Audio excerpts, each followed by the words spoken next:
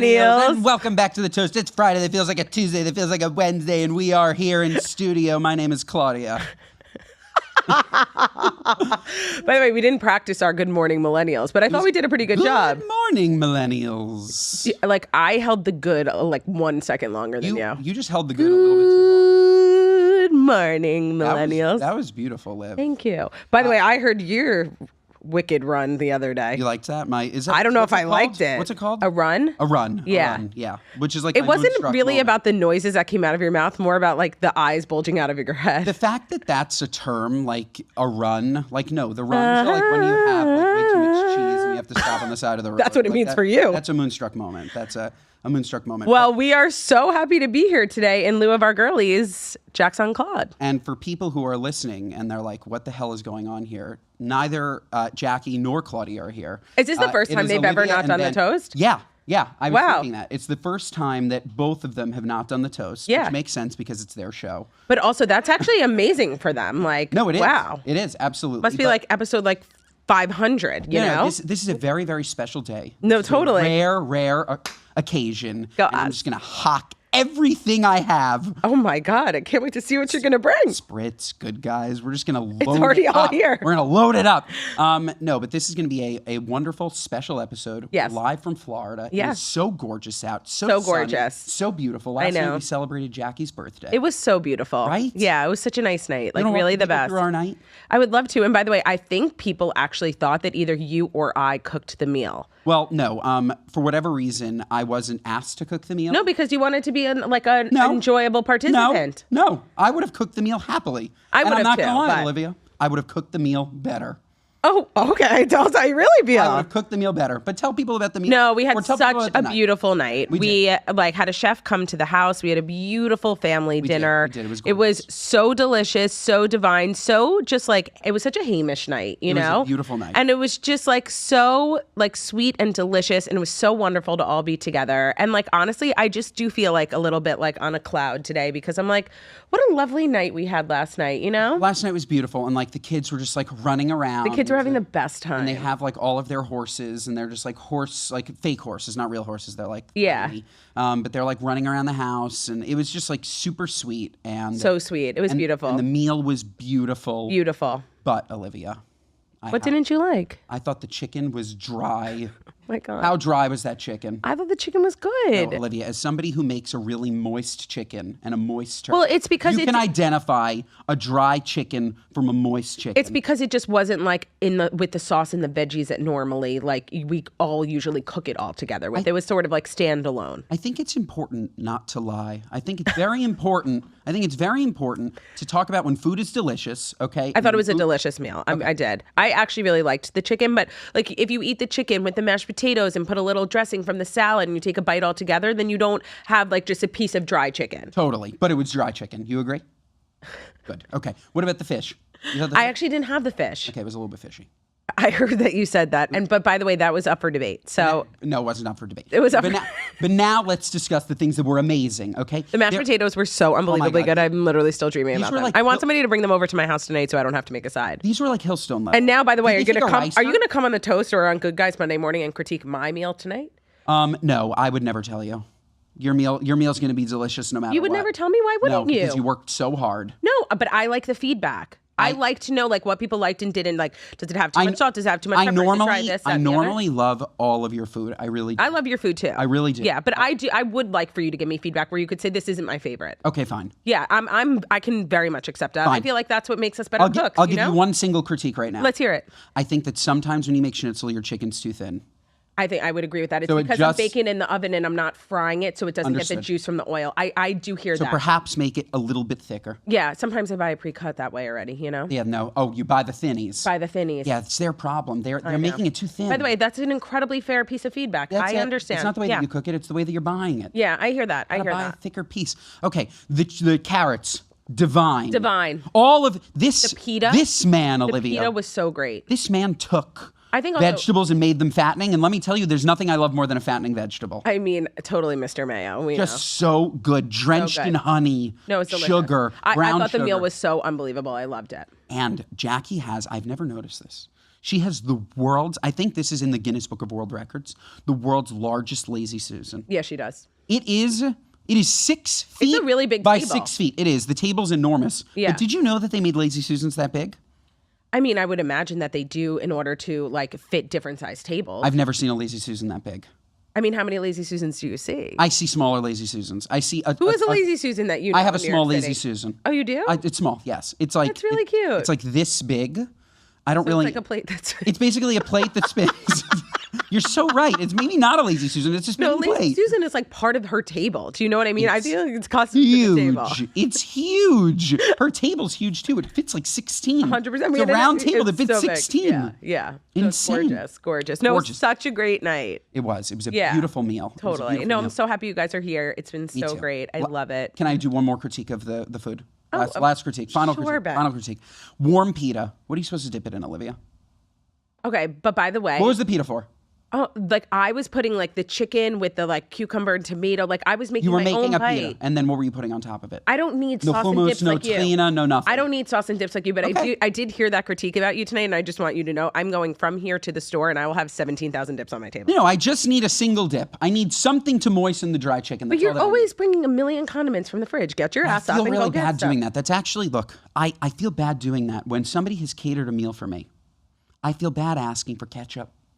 It's not that nice. But no, I think that that's silly because I think people like to eat food a certain way. Like I do. You love with like your mayo and making your crazy like honey mustards and I your do. disgustingness. Like, if you want feedback, that's my feedback to you. I do. Like, and by the way, and you have no problem coming to my house and taking every fucking do. I condiment do. out of the fridge I do. and concocting. I do. You should have just done that. I do. The world. By the way, hummus was not requested on the menu, so that's not the chef's fault. You're so right.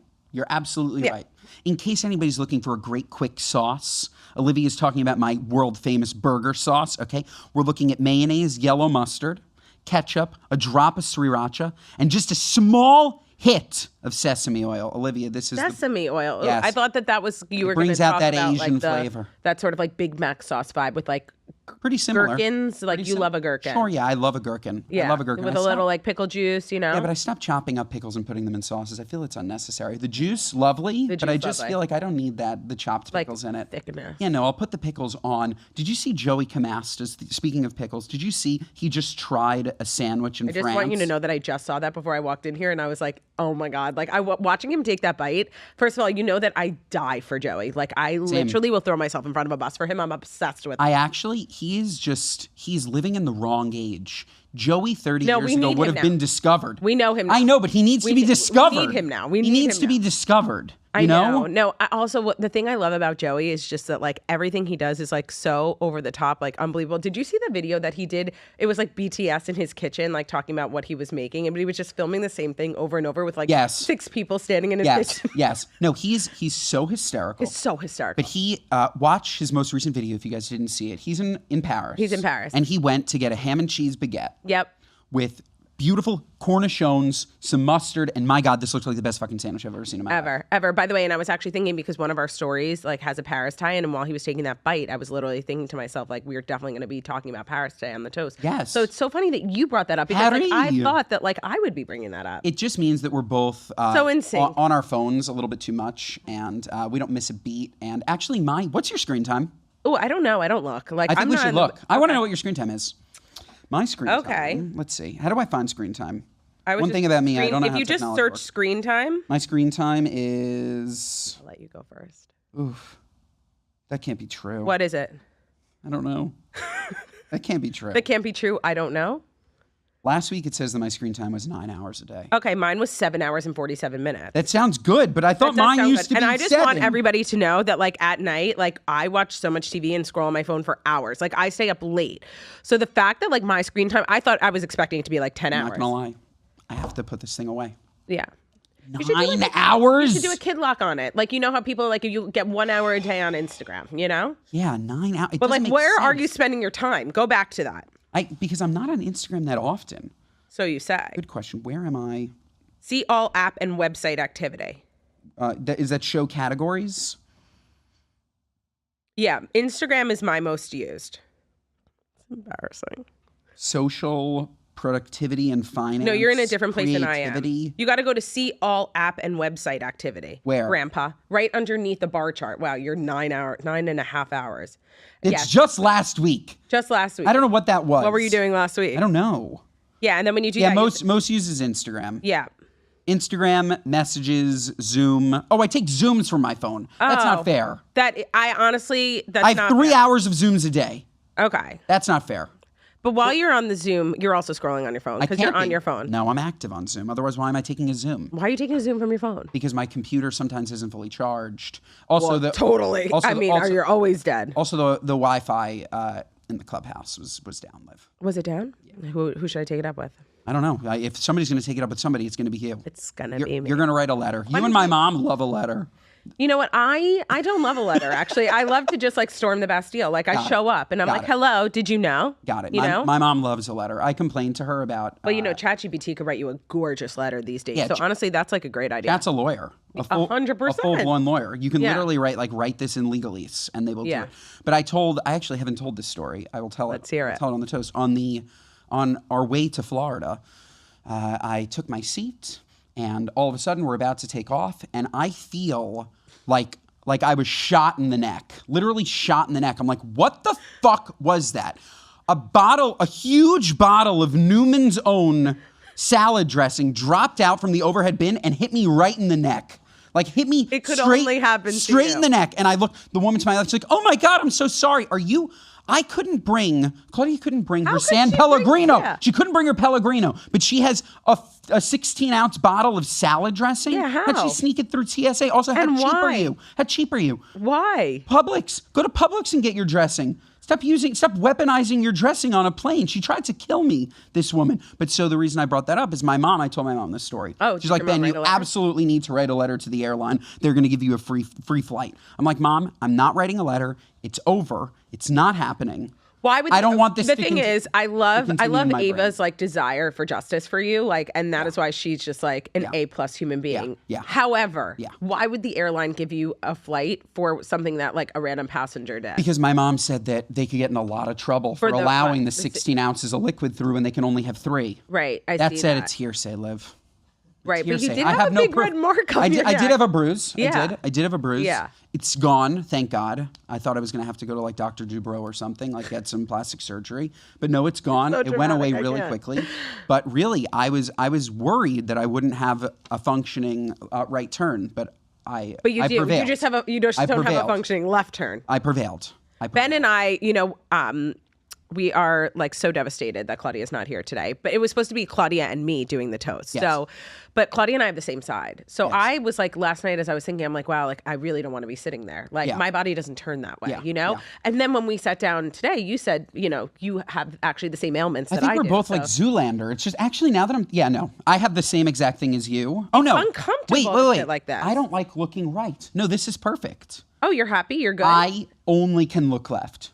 Wow, and I really can only look right. I can't look right. Even though I'm looking right, I can't look right.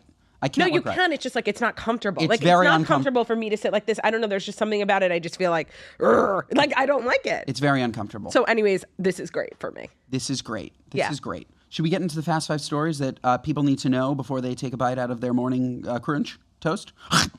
You just wanted to do that so badly. What are our stories? Do we have anything good? We have things that are so good. Really? So good.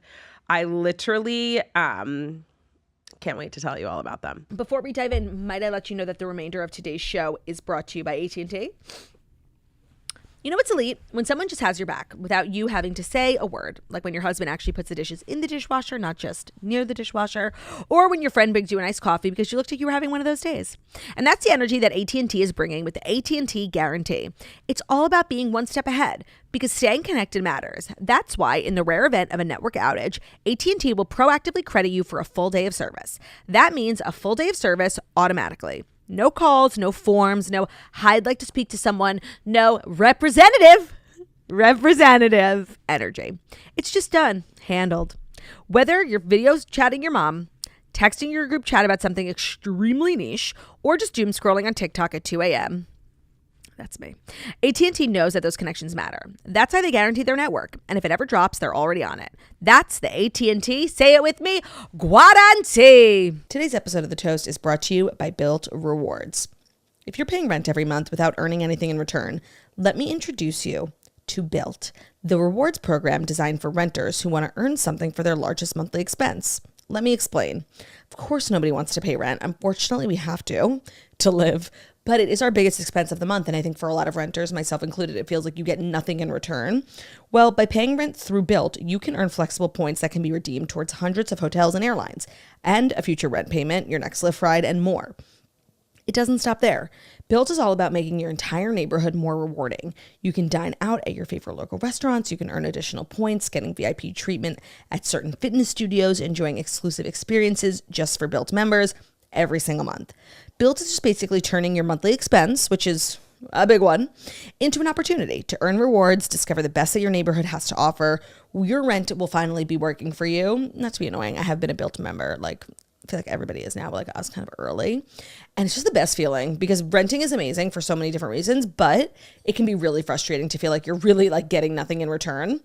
And so Built is just turning that into an opportunity. If you want to earn points on rent, on and around your neighborhood, wherever you call home, go to joinbuilt.com/toast. That's joinbilt.com/toast. Make sure to use that link so they know that the Toast sent you.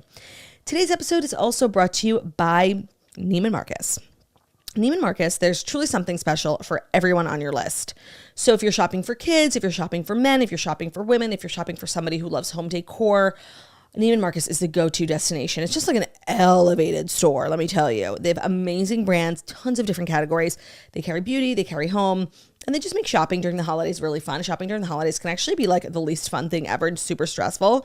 So even if you're shopping for the impossible to shop for friends and family, thanks to Neiman Marcus's holiday gift guides and of course their legendary fantasy gifts, they're one-of-a-kind items that surpass every expectation. Plus, if you need a little help, Neiman Marcus style advisors make finding the perfect gift at every price point completely effortless. Also, I just want to say, I've been getting the Neiman Marcus catalogs for years. They're the holiday ones specifically are insanely gorgeous. Like the coffee table books, they have the most beautiful catalogs. And I feel like it really is reflective of the type of parginess that they offer at their store, online and in store. So it's really your home for the most exceptional gifts this holiday season. Check out Neiman Marcus if you're looking for gifts that are guaranteed to surprise and delight. Head to your local Neiman Marcus. Again, highly recommend shopping online too. Also a great way to discover new brands if you're looking for good fashion or home or beauty brands that nobody's, not everyone's wearing yet.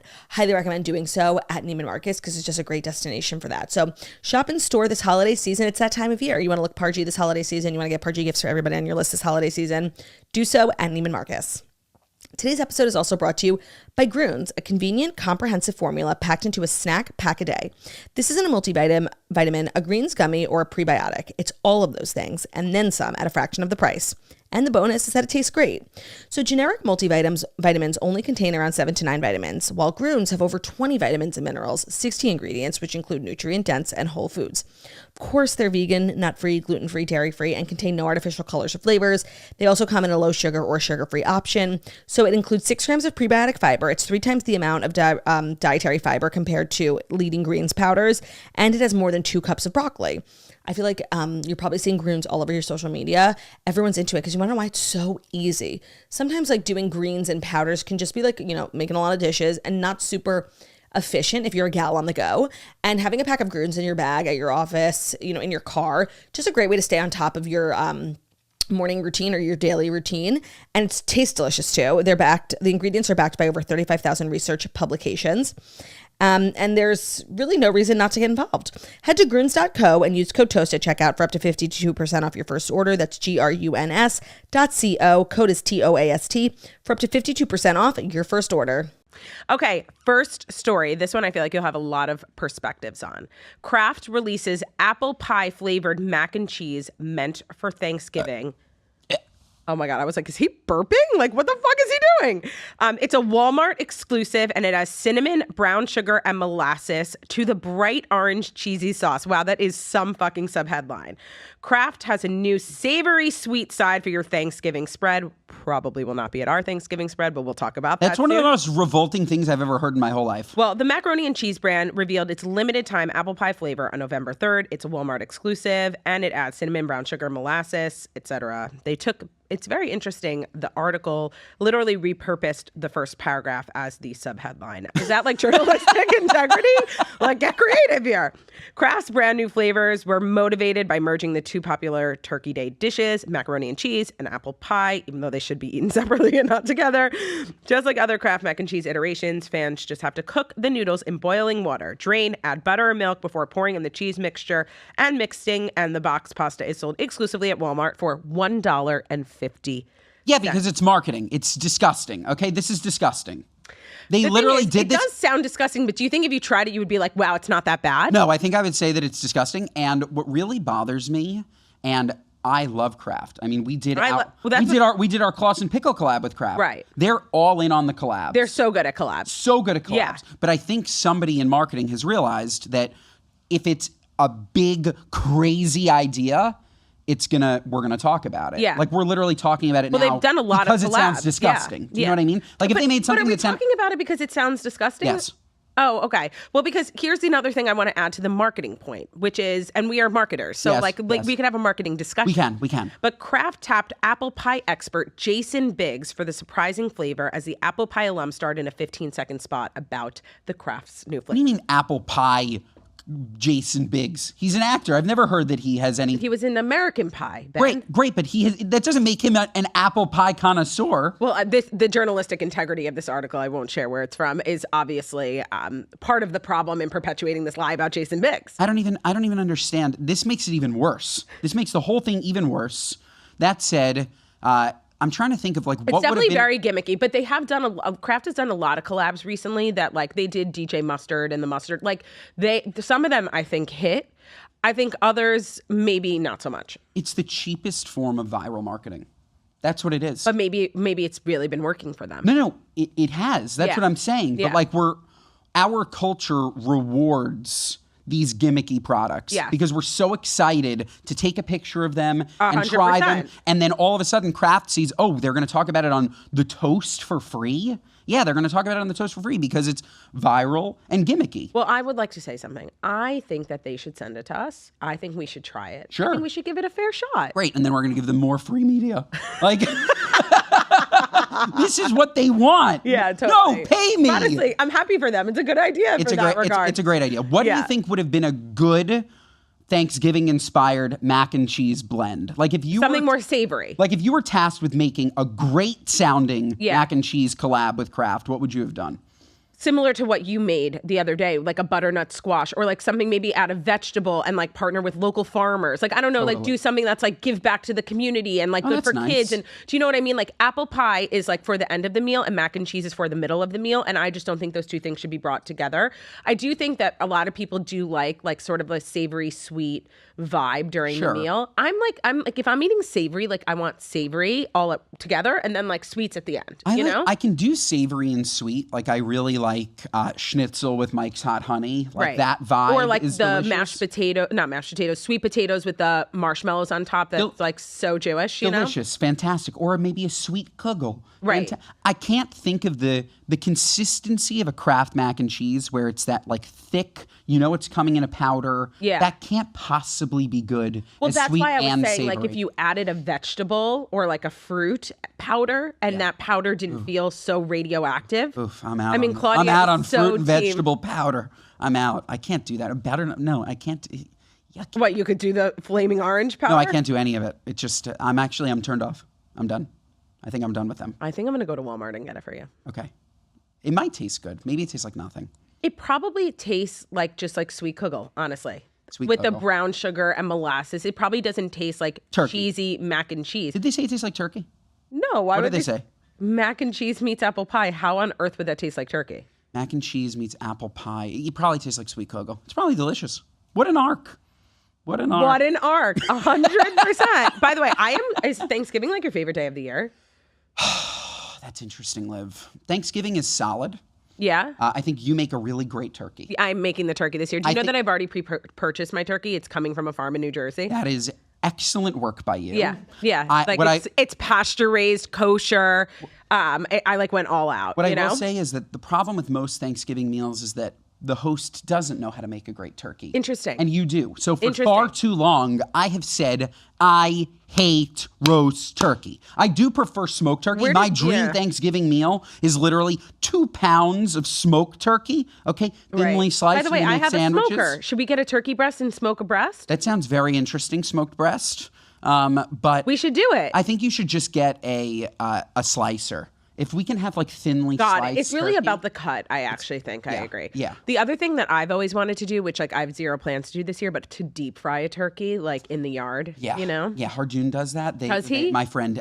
They put literally like a big ass turkey in a fryer and they do the whole thing. It's just, I don't know, Liv. What? What don't you know? I don't know. It's just, I guess you could hold in moisture that way. That's good. Yeah, and like crispy skin. But Even honestly, though I'm not like super skin person. You really have perfected the turkey. I wouldn't touch your recipe. Yeah, you make a really moist turkey. Yeah. I know that some people take issue with the word moist, but I don't know how else you would describe a moist turkey. No, wet. it's That's such worse. a compliment. Wet is Thank worse, you. right? Yes. Is No. wet worse? No, moist and juicy. Juicy is probably the right word. Yeah. If you Juicy is also kind of a weird word. They all can be weird It's if you have a it's- sick, perverted it's mind. really the way your mouth says it. Juicy. Yeah, Jew. You threw in the Jew there. You really went hard Jew in the juicy. It's not my fault. Those are the letters. Interesting. We should Okay. just start spelling Jew, J-U-I. Okay, that's a Jewy. We're so French, like Joey. Like Joey. We got another story? Yeah, we got another story. Ready? What do we Our think? second story is dun, dun, dun, dun, dun, dun. This one is so for you. Tell me. When I saw it, I was like, we have to talk about this just because I'm not even going to speak. I just want to hear what you have to say. Charles Barkley admits he burned all of his underwear about 30 years ago and is always going commando. I realized that underwear was not a necessity, the NBA legend admitted on Monday Night Football on November 3rd. Wow, November 3rd was a big Monday day. Night Football? He does Monday Night Football now? Okay, well, we'll get into the details because it says that Charles Barkley hung up his jersey in 2000, but read another article of clothing years sooner. You guys, like, seriously, this publication needs just like ChatGPT for the Obviously facts. the Post, right? No. Who is it? People magazine. Oh, all right, whatever. The basketball analyst and commentator, 62. Did you know he was 62? No, he looks great for 60. Yeah, he does. Sidestepped football talk amid the Arizona Cardinals' late 17-point lead over the Dallas Cowboys. So sad. During Monday Night Football to answer a hard-hitting question posed by Peyton Manning during the broadcast. Is it true you burned all of your underwear almost 20 years ago and haven't worn any since? Who told Peyton Manning to ask him that? We have so much to discuss. The two-time Super Bowl winner asked the NBA Hall of Famer on Manningcast opposite his brother Eli Manning on November 3rd. Without hesitation, Barkley answered the football brothers directly, even corrected them on their timeline, sharing context behind his decision and whether there was truth behind the lore. Yeah, I realized that underwear was not a necessity, replied the 11-time NBA All-Star. It was a big fire, too, Peyton. I'm always going commando. I burned all my underwear about 30 years ago. And like I said, it was a big fire. Oh, my. Barkley added, so I'm always going commando for the rest of my life. The longtime New York Giants star then surprised the retired NBA star with a very fitting present. Wow, it's like the biggest pair of undies. Oh my God. Chuck, I actually got you a gift to commemorate you being on our first ever Manningcast, Eli told Barkley. Wait, we have to put the picture of these ginormous undies with the Manning brothers' faces on them. Oh, my God. Oh my God. We're going to get the picture up here because holy fucking shit. He said, I was planning to mail it to you, but I'm sorry I didn't know the story about you wearing underwear before having made these. Oh, please. Totally did. Anyways, what the fuck? Yeah, okay, so there's so many things here. First of all, and this is no shade, I love Charles Barkley. Yeah. He's hysterical, okay? He only recently started doing those row ads because he started to lose like a ton of weight from GLPs. Yeah. He's been a large man, and I can say Right. that as like a morbidly obese man, like 99% of my life. Right. Even like now at like one of my skinniest, I'm still like technically my BMI is way too high. Yeah, but BMI is like not real. Whatever. You know? To that. I don't believe in it. You can't be a fat man and not wear underwear. Like I don't think you can be a human being and not wear underwear. Period. But it's different. Like if you're like a skinny person, you're eating really clean. Like there's like a solid chance that you're not shitting your pants during the day. Like when you're a fat person, at least once a year, you are going to let some shit out. Okay, forget about the runs. You're gonna shart. Which is no, you're gonna shart. What about into just your jeans? existing? Literally, like your legs and your pants, and like those are your private parts. You should keep them sacred. Like it's just wrong. It's super uncomfortable. Anybody that wears, first of all, there are different articles of clothing that could work commando and not commando. I certainly hope he was never wearing jeans.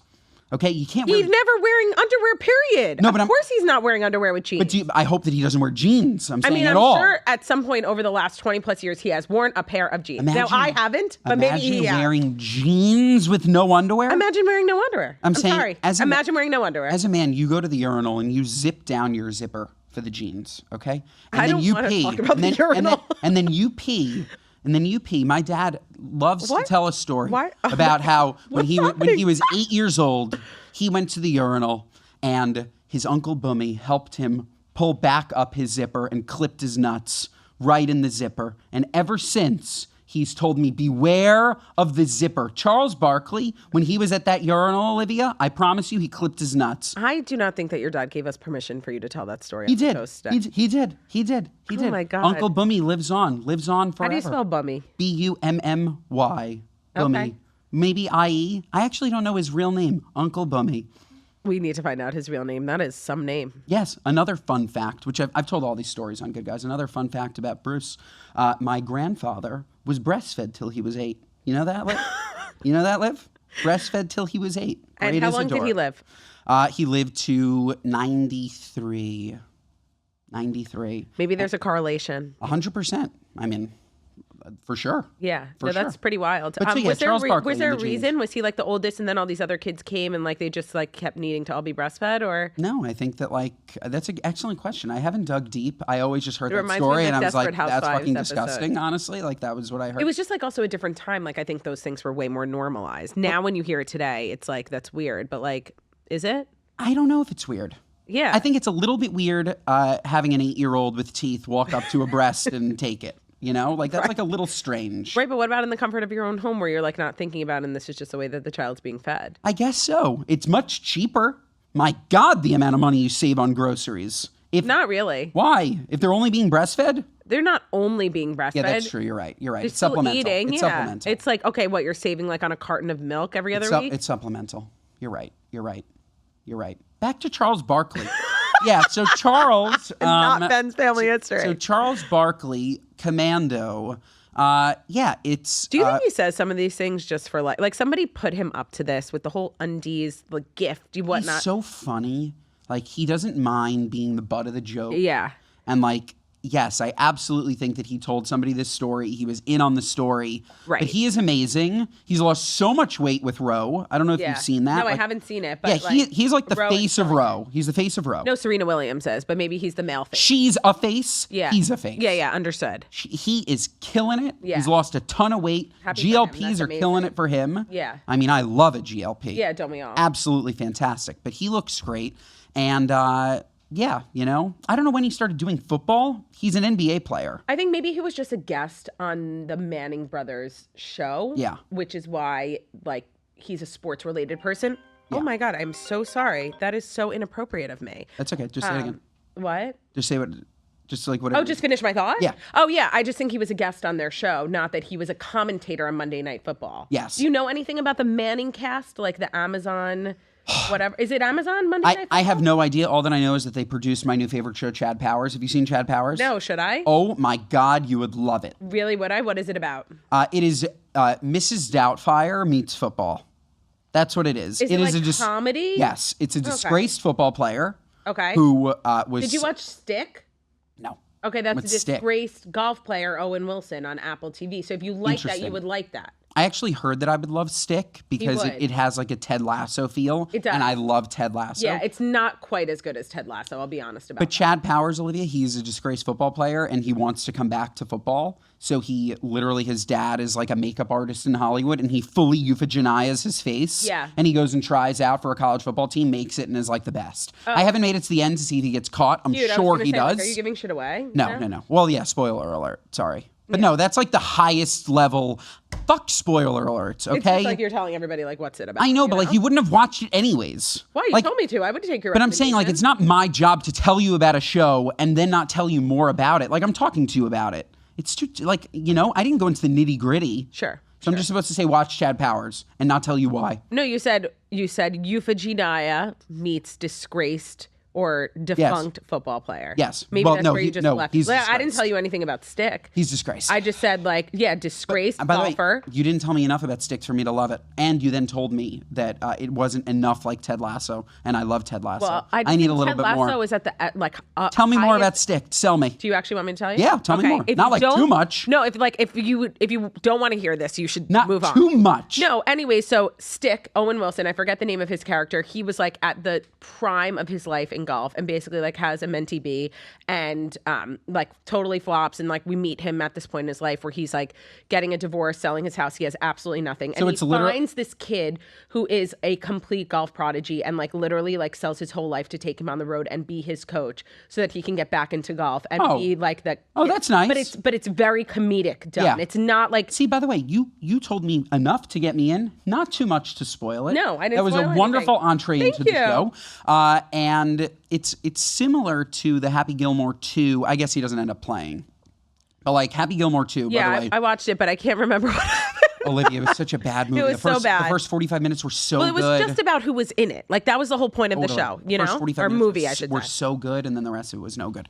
But yeah, I don't know how we got here. Charles Barkley. Yeah, Charles Barkley. We got into sports. Look, We at did. that. Oh, yeah, yeah. We Is got it, into would you sports. consider Good Guys a sports podcast? No, not at all. Not at all. Not at all. Does no. Josh like sports? No. No. I mean, he's actually a big LA Kings fan. He interesting. kind of likes hockey, and his father-in-law played for the Jets for 10 years. Oh, so he's wow. like Cool. sports adjacent. Ken O'Brien. Yeah, didn't know very, that, but very that- famous that- QB. Love to know that. But yeah, no, we don't talk about sports at all, and I don't wish that we did. I'm No, happy whatever not you're talking doing about- is really working. No, but for I'm you, no, so but I'm glad. happy not talking about sports. When you talk about sports, you have to be more topical. Mm. You can't talk about sports from 2 weeks ago. Oh, Jalen Brunson had a great game. They're like, when, Ben? When? Right. So we're just like funny and light, and No, you guys if are we release it, hysterical. and if we release it 2 weeks later, Right. Well, you're doing a lot of interviews with people, and like you have to coordinate schedules and Correct. whatnot. So Correct. yes, it has to be evergreen. correct. We just had a great episode with John Stamos. I mean, I Really saw good. it everywhere. Yeah. I mean, he spilled the tea. He spilled the tea. spilled the tea. You've had some great guests on Good Guys. Yeah, we have. I love watching your clips. I do feel like sometimes you talk about me on Good Guys. Like you're always telling stories. I you know? definitely have. Yeah, I yeah. I definitely just have. like hear things through the grapevine. You know, that's always how I find out about stuff. Like people will be in my DMs, will like, blah, blah, blah, and I'm like, oh, what happened? That's you know? literally what happens to me all the time on the show. They're like, did you hear what they said about you? I'm like, no, and I don't want to know. Stop it. Oh, you don't want to know? Nope. Oh, that's that's so unfortunate. I go run. I'm like, No. what today? Nope. I don't want to know. I don't want to know anything ever. Tell me nothing. That's so And just like interesting. let me exist in a Exist. world where I You live don't in a know bubble. anything. I live in a bubble. But you're so happy in your bubble, so it works for you. I'm so happy in my bubble. I'm so ill-informed sometimes, like especially like, about you own pop it. culture, but I own it and it's great. You know what? I am incredibly informed and incredibly uninformed at the same time. Sure. You know, I think feel you're pretty informed. No, I know a lot of things, but like I don't like watch and sit around and like watch a lot of Bravo. I used to back in the day, so I'm like Got it. aware of like the players and whatnot. But like I don't watch like reality TV really. No. I'm watching like dark crime. You know, Yeah, no, you're scary. I'm scary. But you guys gave me a scary recommendation. Oh, wayward. I think Claudia's already spoken about it, but if she hasn't spoken about it, I went looking for you it guys last night. much. Are you sure it's on Netflix? Yes, wayward. Okay, I have to go back. It is spooky. It is about a troubled teen facility where they get kidnapped in the middle of I the night. saw that. Do you know what? Can I just tell you something? That's too dark for me. It's really fucking dark. I don't like that. I actually skipped over that. I know exactly what you're talking about now. Thank you for gleaning some insights from it so I could decide whether or not it's for me. It's not. It's for you. It's only spooky like that for like 2 episodes, and then it becomes this like eerie town mystery. I'm telling you. Okay, I will it's a take good your show. recommendation. I just like when I talk about like dark, I'm more so talking about like murder mystery, whodunit vibes, and like forensics and clues because like I like Because to that's you. investigate. Yeah, that's you. But I do not like really like morally fucked up things. You know. How did you become such a great detective? I think I just pay really close attention to a lot of things. Like I'm very detail oriented. No, but you know? you're also able to find things that others aren't. Like we will literally go to Olivia and we're like, find the social security number for this security No, I guard, cannot and she find will somebody's- find it. I can't yes, find you can. somebody's Yes, you can. No, not You the- could. You don't think you could? No, not a social security. A credit card number? No, probably not. Not like personal information. Are you a hacker? No, I have like No. very basic. I mean, didn't you just hear my phone ring? I can barely use a device. Yeah, but that could have been like somebody calling you like to like confirm like your newest scheme. Like you're not like texting the elderly like trying to get their social security numbers. Like I think that you could do that. I would never. Ben, are you fucking kidding me? No, it's just like if you need to like know something about someone, like Imagine I'll like make sure that you new know. crypto scam is you. Like, give me your Bitcoin number. Do you know how many times Can my I dad? just tell you, I don't even understand like Web3 blockchain crypto. Like I will not partake in it, even though people talk about it being the future, because I genuinely don't understand it. Like No. I cannot participate in things that I do not understand. No, miss me on it. That said, if my dad calls me one more time asking if something is real, like, Dad, you don't have Everything is fake. You don't have a Coinbase account. Everything is So fake. how in the world could somebody be trying to send you Bitcoin? Yeah, no, you it's don't. wrong. You're not Is in he it. getting fished all the time? All the time.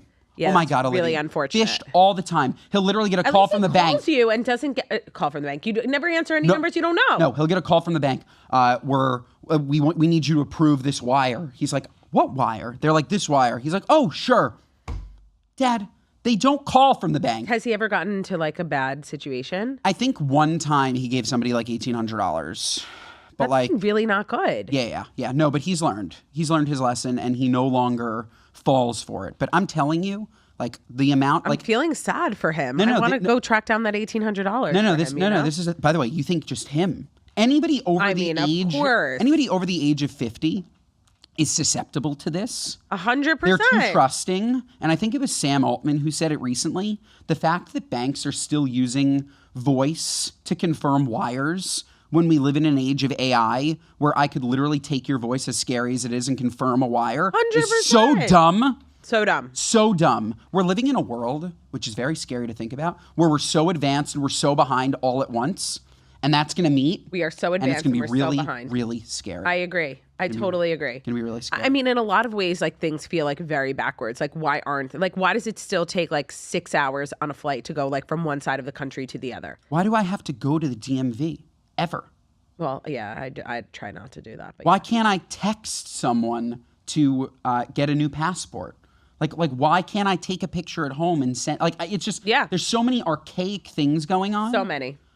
Yet we're so advanced, Liv. I know. We could be more advanced, I think. We could. I think that's why people are afraid of AI. But at the same time, like AI has been around for a while. It wasn't just invented like last year. Do you know what I mean? No. AI has been around for like 15 years. I think more of like the consumer application is obviously way more of like, regular human beings using ChatGPT to say like, here's what's in my fridge. What should I make for dinner tonight? And, having sort of that assistance.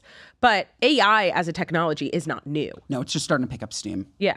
And it's really fucking scary. Do we have another story, by the way? We do. We have 3 more stories, actually. I'm just enjoying speaking to you. No, me too. I'm just this is our Paris story, okay? Ooh. The Louvre's surveillance system password was reportedly Louvre, reveals You're an lying. employee. You're lying. On October the 18th. security password was Louvre? I know. And by the way, who would do that other than you? Totally. Know? Your password's probably Ben. No, mine are like, actually, no, I'm not going to say it. I'm not going to say it in front of everyone.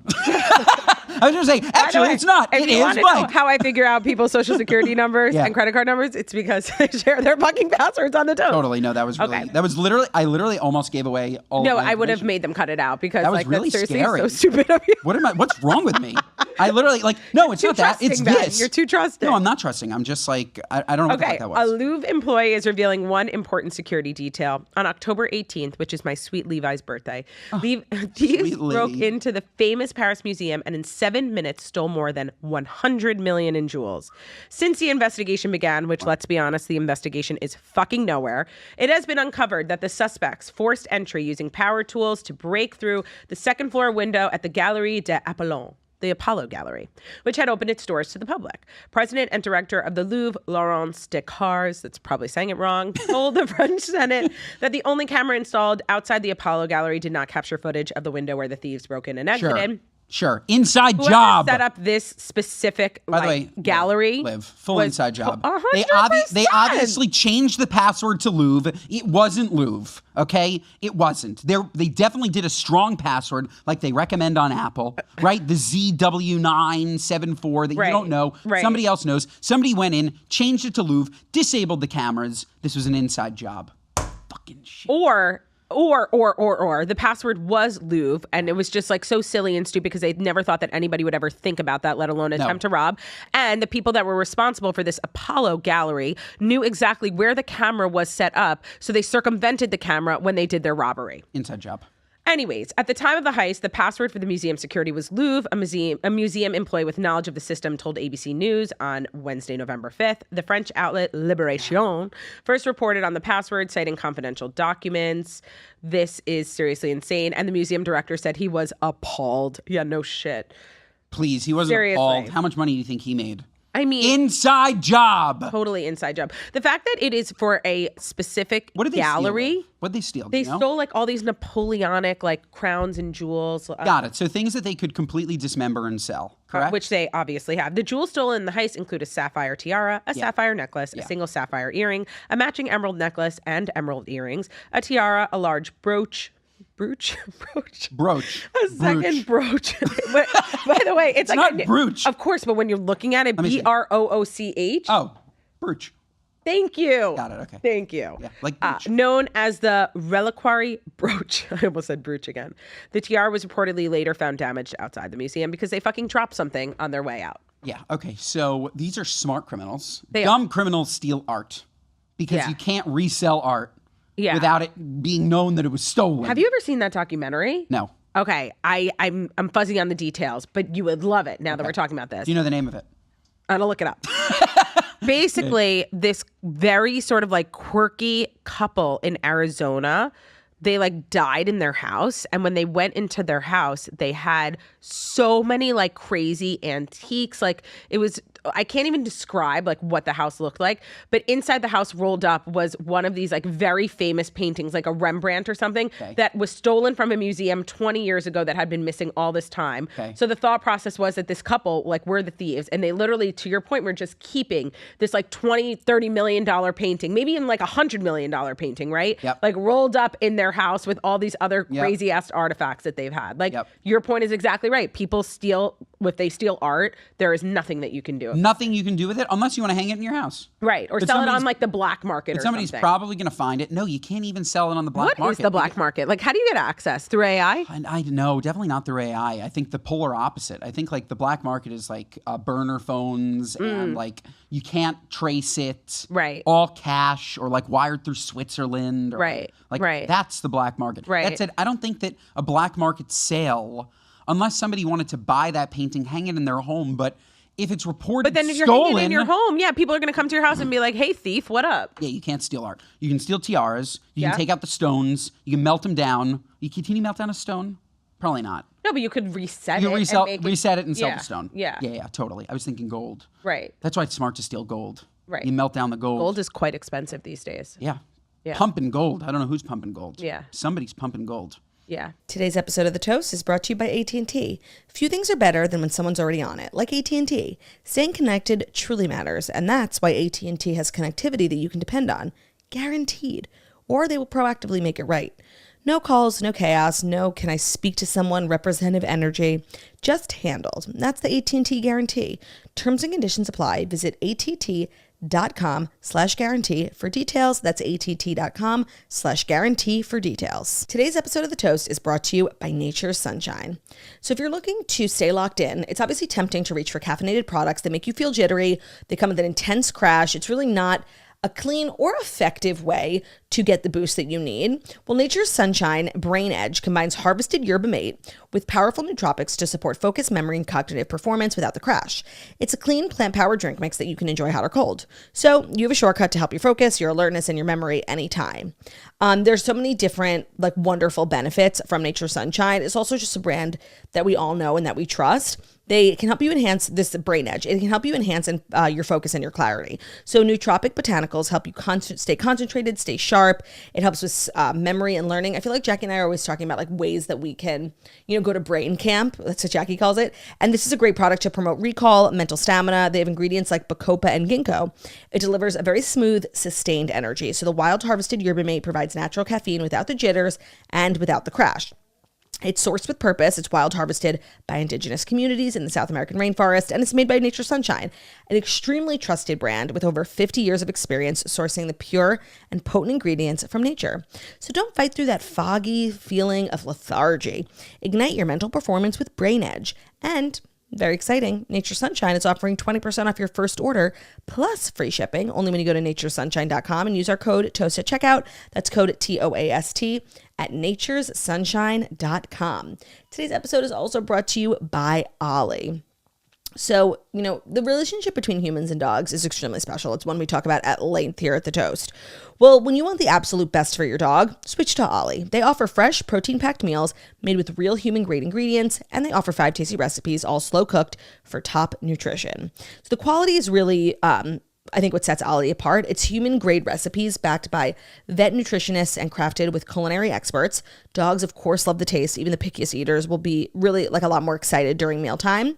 There's also just a better experience. You're getting tailored meal plans to meet your dog's specific needs. It's a perfectly portioned meals coming in mess-free packaging. Comes with a scoop for easy serving. It's just really, they've thought of everything. And it's one-of-a-kind technology. Their app offers on-demand health screenings where you can get real experts for peace of mind when it comes to your pup. They use data from Ollie to pack new recipes and products for your dog.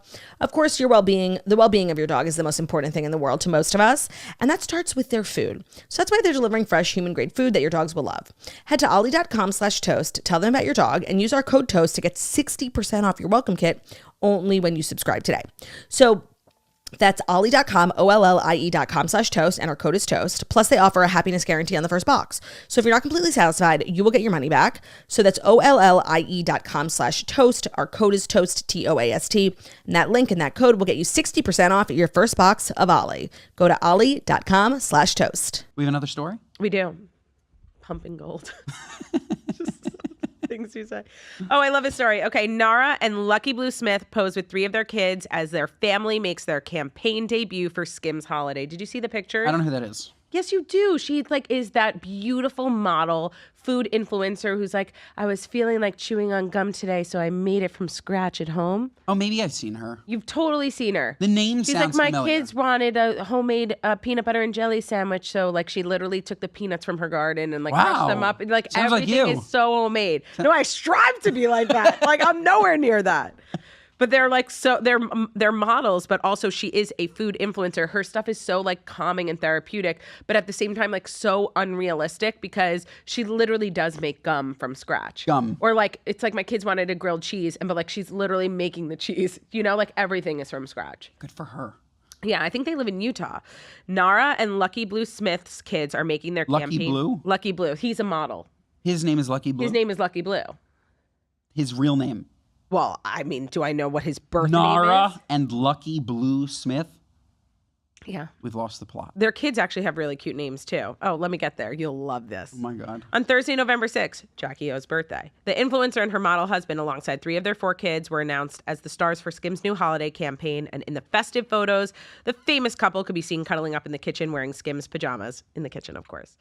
Other snaps show 3 of Nara and Lucky's kids, their older daughters, Rumble Honey and Whimsy Lou. Whimsy Lou? As well as their son. Whimsy Lou Freebush? As well as their son, Slim Easy. No, these are not their names, Liv.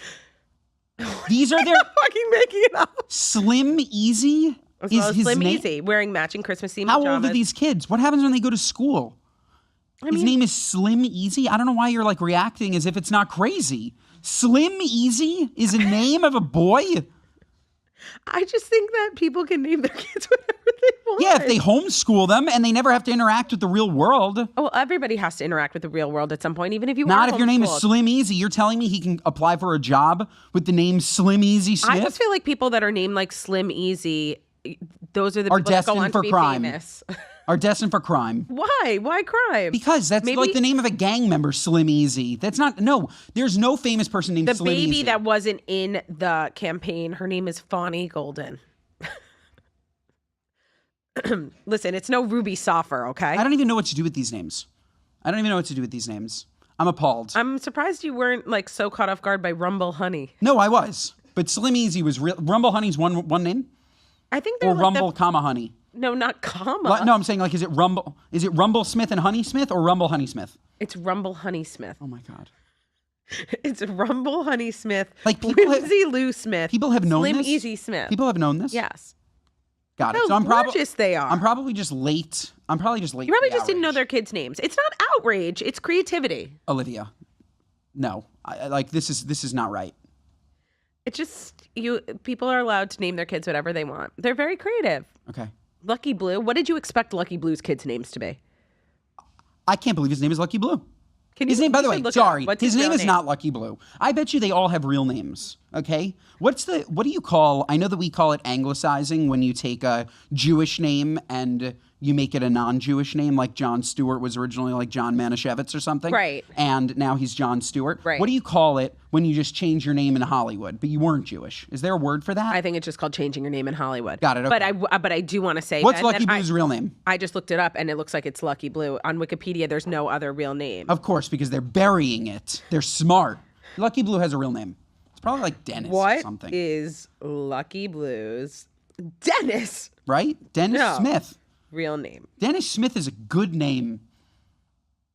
Lucky Blue's real name is Lucky Blue Smith, and he is an American model, actor, and musician who is part of the band Atomics with his sisters Starlee, Piper, America, and Daisy Clementine. Okay, so the parents started this.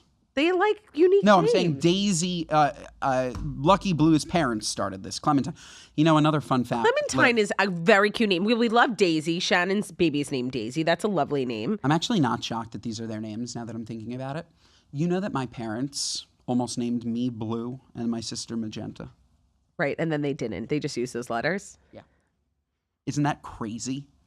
I feel like Imagine if my name was Blue. I actually think that's very cute. I would have no career. And I feel like actually maybe you'd have a bigger career, Ben. No, I wouldn't. And maybe your sister Maybe in the would be like circus. Maggie instead of Magenta. Terrible name, Maggie.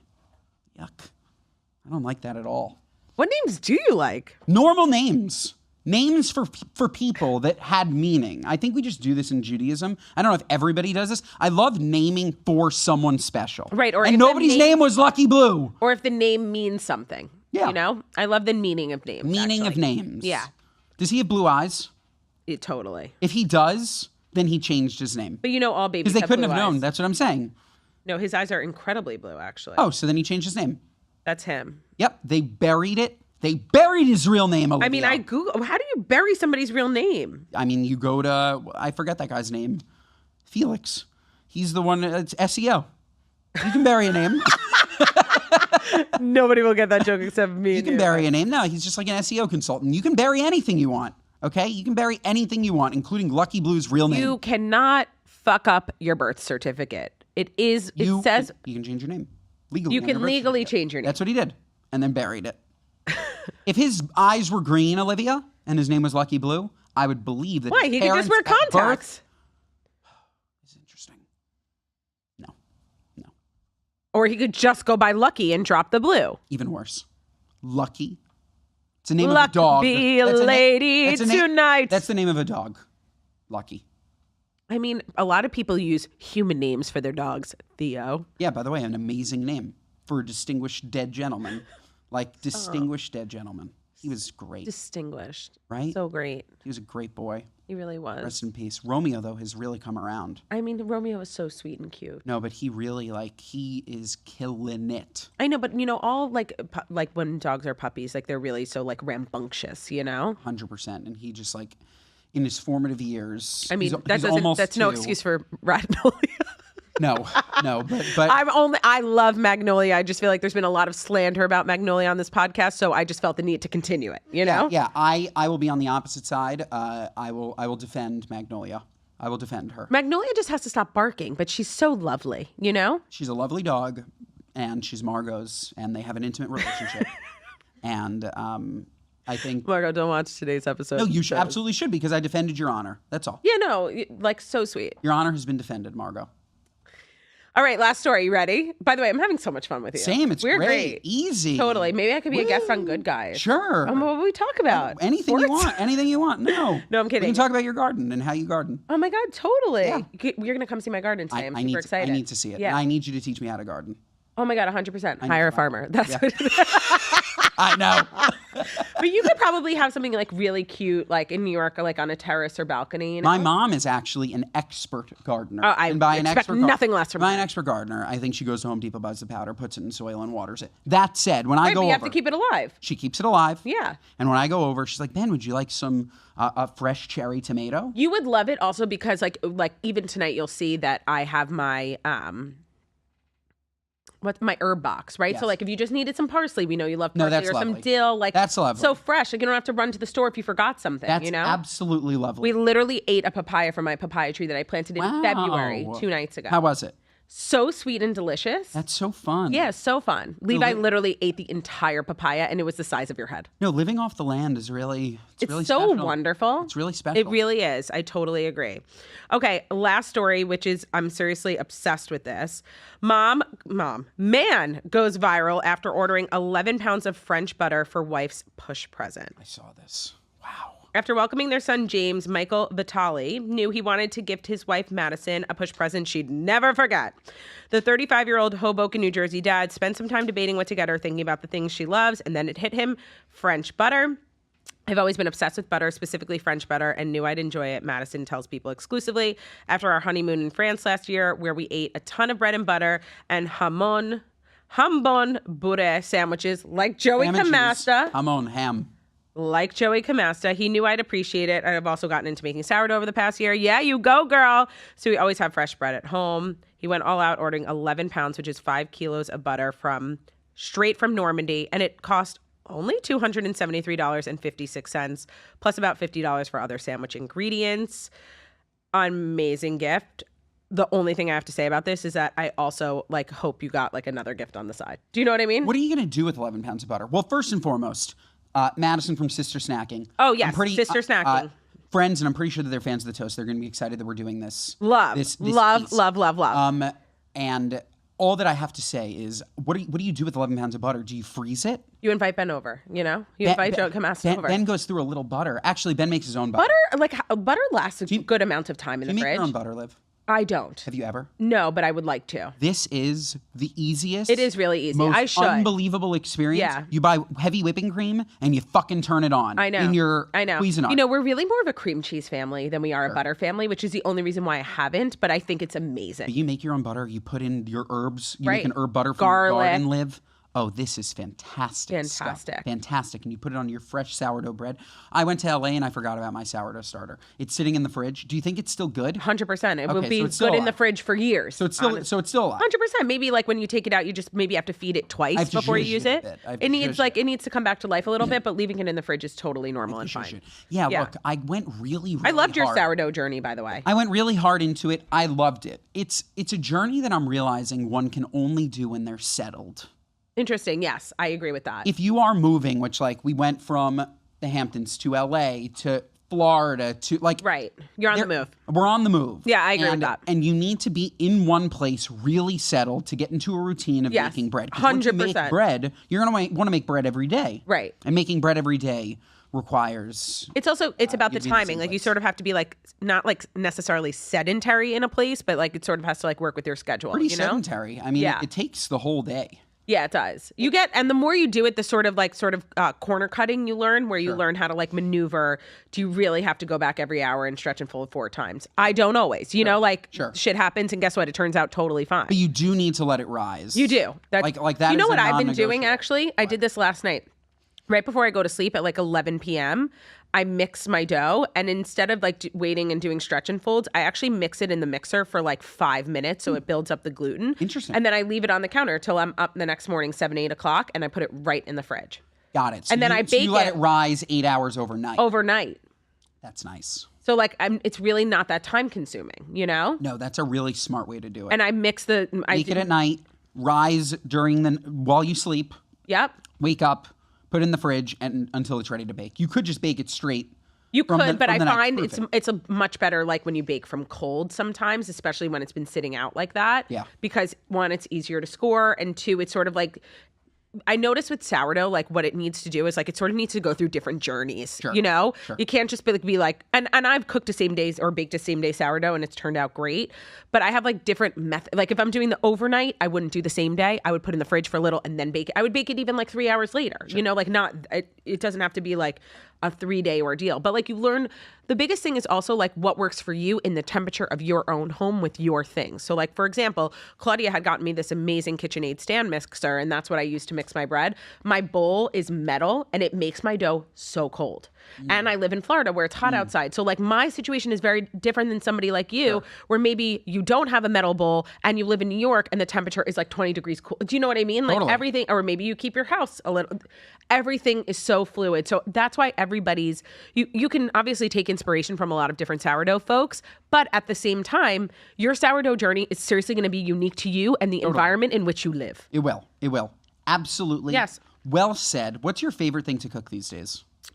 Ooh, what a great question. Honestly, like I just love dinner time. Like I just love making dinner for the family. Like it's seriously my favorite. I love that like we grew up this way and it's like such an important part of our family, my family, like just dinner together every night. No, like, and as many people at the table as possible. So like, I just love like, and my kids see like the heart and soul that I pour into the meal. Like, I just love dinner. Yeah, I do too. Dinner is everything to me. And I love cooking for people. I think we share that. Like, I it's do really, too. It's like people come in and they're like, can I help? I'm like, get the fuck out of the kitchen. No, totally. Like, I don't want your help. 100%. I appreciate the offer. 100%. Especially because, especially when you know what you're cooking and you have a certain thing in mind, it's like, then just get out and let me do my thing. It's also just like, at least for me, I really do take such attention to detail when it comes to everything. Like even my salads, every single ingredient is chopped the exact same size. Yeah. I like when my lettuce is stringy as opposed to thick. Yeah. Like there's just like specifics Yeah. in the way that I cook. Yeah. And I want to eat what I cook. Yeah, 100%. That's why everybody's always like, oh, isn't it a lot cooking? Because like during the summer, I'm literally the private chef for the house. Yeah, 100%. I cook dinner for 8 every night. I love it. Yeah, I love it love because it. then I get to eat the meal that I want. Right, 100%. When somebody else cooks, I have to eat their meal. Right. No, I totally get that. So I absolutely love that. I do agree with that wholeheartedly. What do you think is the best thing that I've made? I mean, you make a lot of delicious things. Yeah. I just feel like even the other day, like you made a salad and it was just like lettuce, tomato, red onion, Parmesan. And I was like, ooh, Ben, did you like put a little lemon juice with salt? Yeah. Like Yeah. you do have an attention to detail. Like your food is always very fresh. You make Yeah. delicious grilled chicken. You make delicious brisket. The only things that I personally don't like that you make are like when I see how much mayo you're putting in stuff. Totally. And then I'm just like, this is not for me. You're not a heavy mayo. You make amazing rice, like you make delicious food, you know? Yeah, thank you. It's just always like, and I believe that is what the fundamentals of a good meal are. Yeah.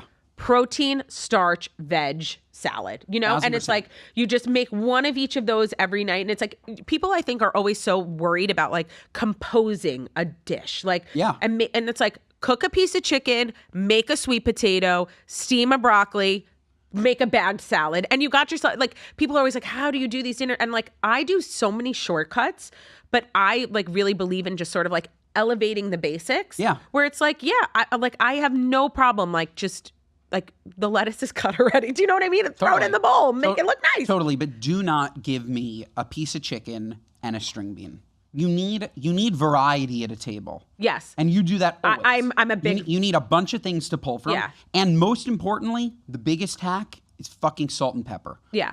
Use salt and pepper on garlic powder, onion powder. But like I use easy. it on salad, Liv. Like Yeah. people don't do that. Yes. Salt and pepper on salad with lemon juice. That's what took that salad from a mundane salad to a great It was salad. so delicious. I Salt agree. and pepper. Like Yeah. use it. 100%. Use No, I it. love that. I do agree. I also think the other thing too is like, people are always like, wow, you cook like so much food. And it's like, I'm sorry. Like people are always coming in and out of my house. I have a family to feed, breakfast, lunch, and dinner. Like I don't mind having leftovers in my fridge for a day or two. It's amazing having extra grilled chicken in the fridge. It's amazing having sweet potatoes or rice. Like it's so great. Like it's almost like inadvertent meal prep. It's Yeah. like, of course I make way more food than the people that are sitting at the table.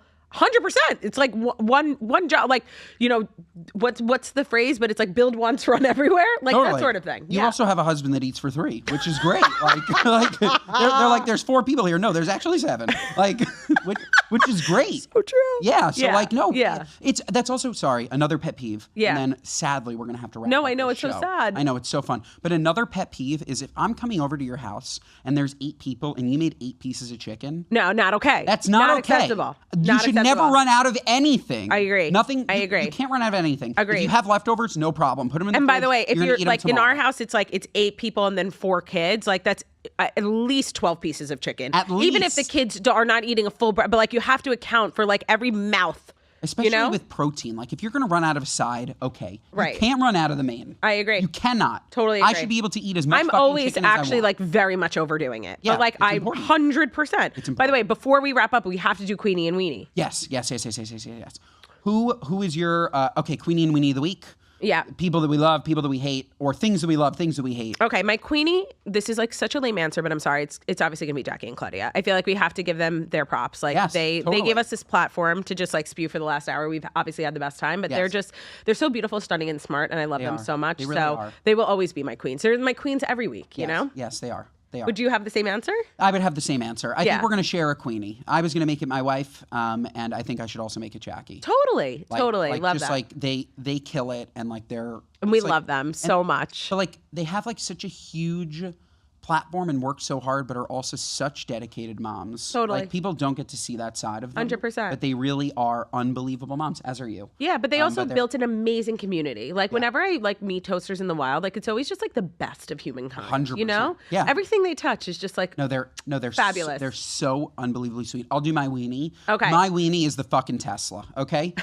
Look, I've already spoken at length about how the Tesla runs out of charge. You guys have heard that. Whatever. I think there's a new setting where I now need to swipe up to go into drive and down to go into reverse. Yeah. And let me tell you, we were fine with buttons. Okay. We were fine with buttons. We were fine with keys. We were fine with keys. I don't want to have to find my magic key card that then goes in a magic place on the side of the Tesla to open it. God forbid I left my wallet somewhere. I can't even turn on my fucking car. All of a sudden I go to turn on the car. Liv, you can't turn on the car without putting your foot on the brake. You put your foot on the brake, you put a key in a specific place. This is unbelievable. I am not a Tesla driver or owner. I'm Team Hyundai. So buttons, keys, so here for all of that. Out. I love that. And did you see this is not really it is a story. I'm not commenting if it's a weenie or queenie. Elon Musk got approved for $1 trillion payout. I saw. Oh my God, what do you do with $1 trillion? I mean, I don't know. You buy a country. Or like more rocket ships and stuff. I guess How so. much like do those things cost? Like a rocket ship? I'm not I even mean, gonna, maybe I'm not he'll even, like actually maybe like, build a maybe like 50 million. community, Does that sound like, like on right? Mars, 100 million? exactly. 100 million? 100 million for a rocket ship? It sounds I mean, good. it sounds about right. I read some statistic that if you made $10,000 a day since the day that Jesus Christ was born, you still wouldn't have as much money as Elon Musk's current net worth. Wow. 10 grand a day? Yeah. Since Jesus. I wanted to. When was Jesus born? A long time ago, Liv. Don't ask me for specifics. I don't know the answer. Something. We're Jewish. We got to pass. Yeah. Who's my weenie? I don't really know. I mean, I guess it's those motherfuckers that robbed the Louvre or the museum employee that made the password Louvre. Like, what the Totally. fuck? Totally not cool. Like, just like the some dumb aspects of society, generally speaking, would be weenie for me, maybe. 100%. You know, like get it together. It's kind of like what we were saying before. Like we're so advanced and we're so behind. Get it Figure it together. the fuck out. Like that mentality is weenieism to me. Figure it the fuck out. Folks, follow Olivia on social. Totally. Follow Ben on social. He's a celebrity chef. Follow me on social. Go to spritzsociety.com. Check out our stuff. Listen to the Good Guys podcast. It's absolutely fantastic. It is. It's fantastic. It's fantastic. I'm so proud of you, Ben. You're just so wonderful. Thank you, darling. You are too. And folks, this episode has been unbelievable. Give them 5 stars. Give us 5 stars. Otherwise, us. I'm going to do the outro like it's Good Guys. Otherwise, what are you, nuts? Listen to us wherever you get your podcasts. Watch us on YouTube. Share our clips. They're on Instagram and TikTok. Mondays, Tuesdays, Wednesdays, Thursdays, and Fridays, folks. Every day, these women are unbelievable. Every single day. You can listen to The Toast. Have a great day. Love ya. Bye. Bye. I actually think that was better than their outro. That was fabulous. Wow, tell Claude. I will. Because we're still live. Hot mic.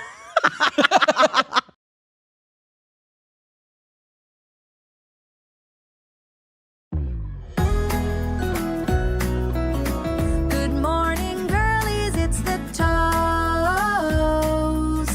It's Jackson, Claude, and we're your hosts. It's your favorite show, the fast 5 things you need to know. We'll start your day off swirly. It's the toast. They sound amazing. Welcome back to The Toast and happy Tuesday. It is Tuesday and I'm sitting down with a girl that I would choose in this lifetime and every lifetime after. It's my girl, Taylor Strecker, who is my go-to maternity leave co-host, but she has left me for the West Coast. So we are working extra hard today to get this video up. Taylor's in LA, I'm in New York. Hey, Taylor, how you doing? Hey, girl. Hey. Oh my God, Claudette, I missed you so much. First of all, it is a sin upon sins that we did not get to see each other when you were in LA. So I did want to use my platform to highlight something that happened between Taylor Strecker and I that I already have loved you so much, and you will like be my best friend till I die. Okay. But what happened in LA like only cemented that further, okay? Thank you for saying that. Listen, I is who I is, and I truly like when I tell you I don't care, I don't care. Not because I don't love you, don't want to see you, but just because like I get you to my core. We are the same. I is you and you is I. So me and Taylor had plans to hang out in LA, and I just like really miscalculated the day. I didn't realize LA traffic, like where we were going. It was an hour in the car. Ruby's screaming. I'm sweating, pumping in the back. And I said to Ben, and I was getting the worst headache. Oh, and I was leaving the next day, so I had to pack. Right. And I said to Ben, I'm like, I just really feel like before we get in any deeper, we had been driving for like 10 minutes. I'm like, I feel like we should just call it. I'm telling you, the Taylors won't care. The Taylors won't care. And the way I called you and you were like, oh, thank God I didn't want to go either. And like you were also stuck in insane traffic. Insane traffic is going to be like an hour, 45 minutes. Like this place is bananas. Bananas. The way it's so important, like, and I mean this is going to sound like a joke, but it's not. It is so important to have friends in your life that you can cancel on. It's if you can't cancel on your friends, who can you cancel on?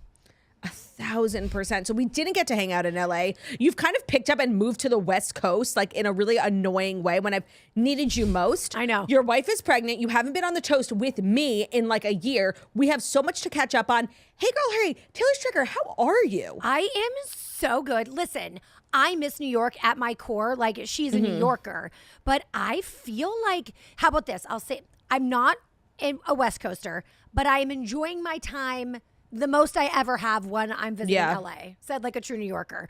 I don't want to make you jealous, but you are missing like the best time in New York. Central Park is like yellow and orange and green. It's insanely beautiful. Like the weather is so crisp. Everybody's just wearing like their wool coats. Not to make you jealous. I'm glad you're having a good time. I have a sneaky feeling I know what you're up to in LA. So it's like time well spent. Yes. And I know you're limited on what you can say. She is. But I just have a sneaky feeling I know what you're doing and it's good. Thank you for saying that. It really is. I am fine. I'm living my dreams. Yeah. She's been in this business for 20 years. Like, it's about fucking time. So yeah, that's you know, what you're I can crushing say. it. Like, and it's been fun to watch. And I cannot believe that you moved your wife across the country when she's what now, like 7 months pregnant? Listen, no, 6. Listen, we are fulfilling her dreams of having a baby.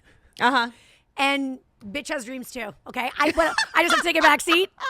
Now listen, I didn't plan for our dreams to slam into each other at the same time. The timing could not be worse, but like when it happens, and you just have to be ready, willing, and able. Men plans, God laughs. Jackie and I always say like everything in our life happens at once. Like weeks go by. No, what is that phrase? It's like days happen in a year and years happen in a day or whatever. Yep. Something like that. How is Taylor Donahue doing? She's so good. Honestly, she is the chillest pregnant person ever. I could never. I act more like a hormonal pregnant woman than she does pregnant. Facts. So I really appreciate that she's still let me be the diva bitch baby throughout the pregnancy. It's like she hasn't complained. She's farting a lot. And do they smell different? You know what? I don't know if they smell different, but I don't mind them. Now, I want to be clear.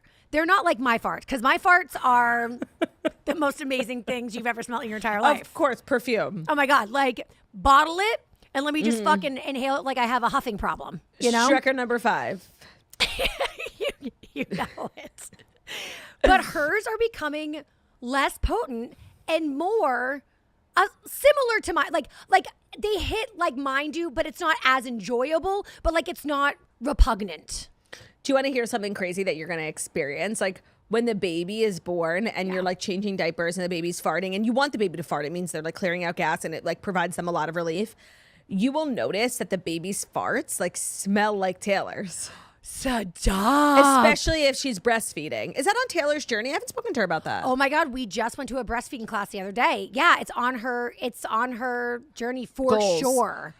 Wait, what kind of class? And why don't you just call me if you have questions? I could teach that class. It was just like a lactation thing. Like we were trying to like do the things. We're trying to check off the to-do list. It's like lactation. We also are trying to like figure out like, do we have to go to a Lamaze class? Do we? So Lamaze is like a thing of the past.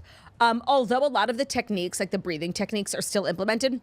Some people, it's like kind of a choice. You'd have to ask Taylor. Some people do all the classes, right? Like you can do Lamaze, you can do labor prep, you can do newborn prep. Because some people feel like they're best when they are most prepared. I personally opted not to do any of those things because I just felt like it would scare me. Yes. Like I don't want to know. Like I'm all set. And like you still did it with flying colors, right? Not really, but I did it.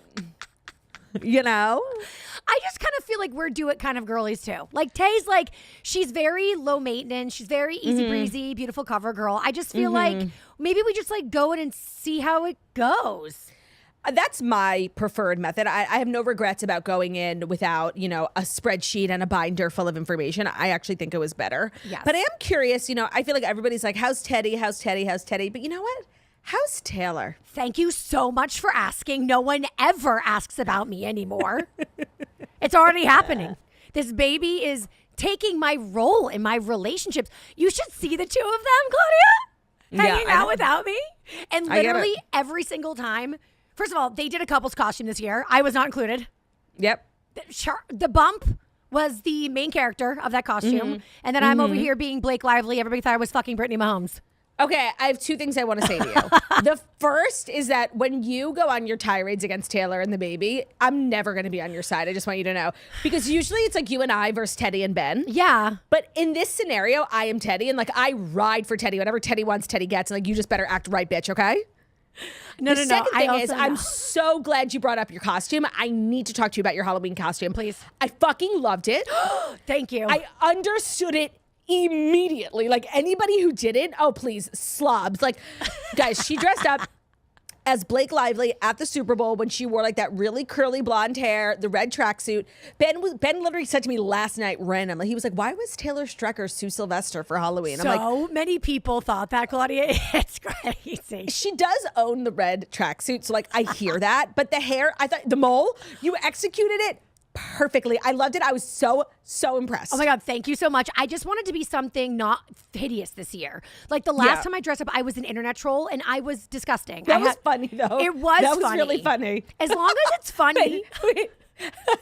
Your costume was funny, but that video you had posted pretending to be an internet troll was even funnier when you were like, oh, sorry, I didn't think you were going to open this. Yeah, it's like, I hate this fugly bitch so much. And then it's like, oh, wait, you saw this? I love you. That's the relationship.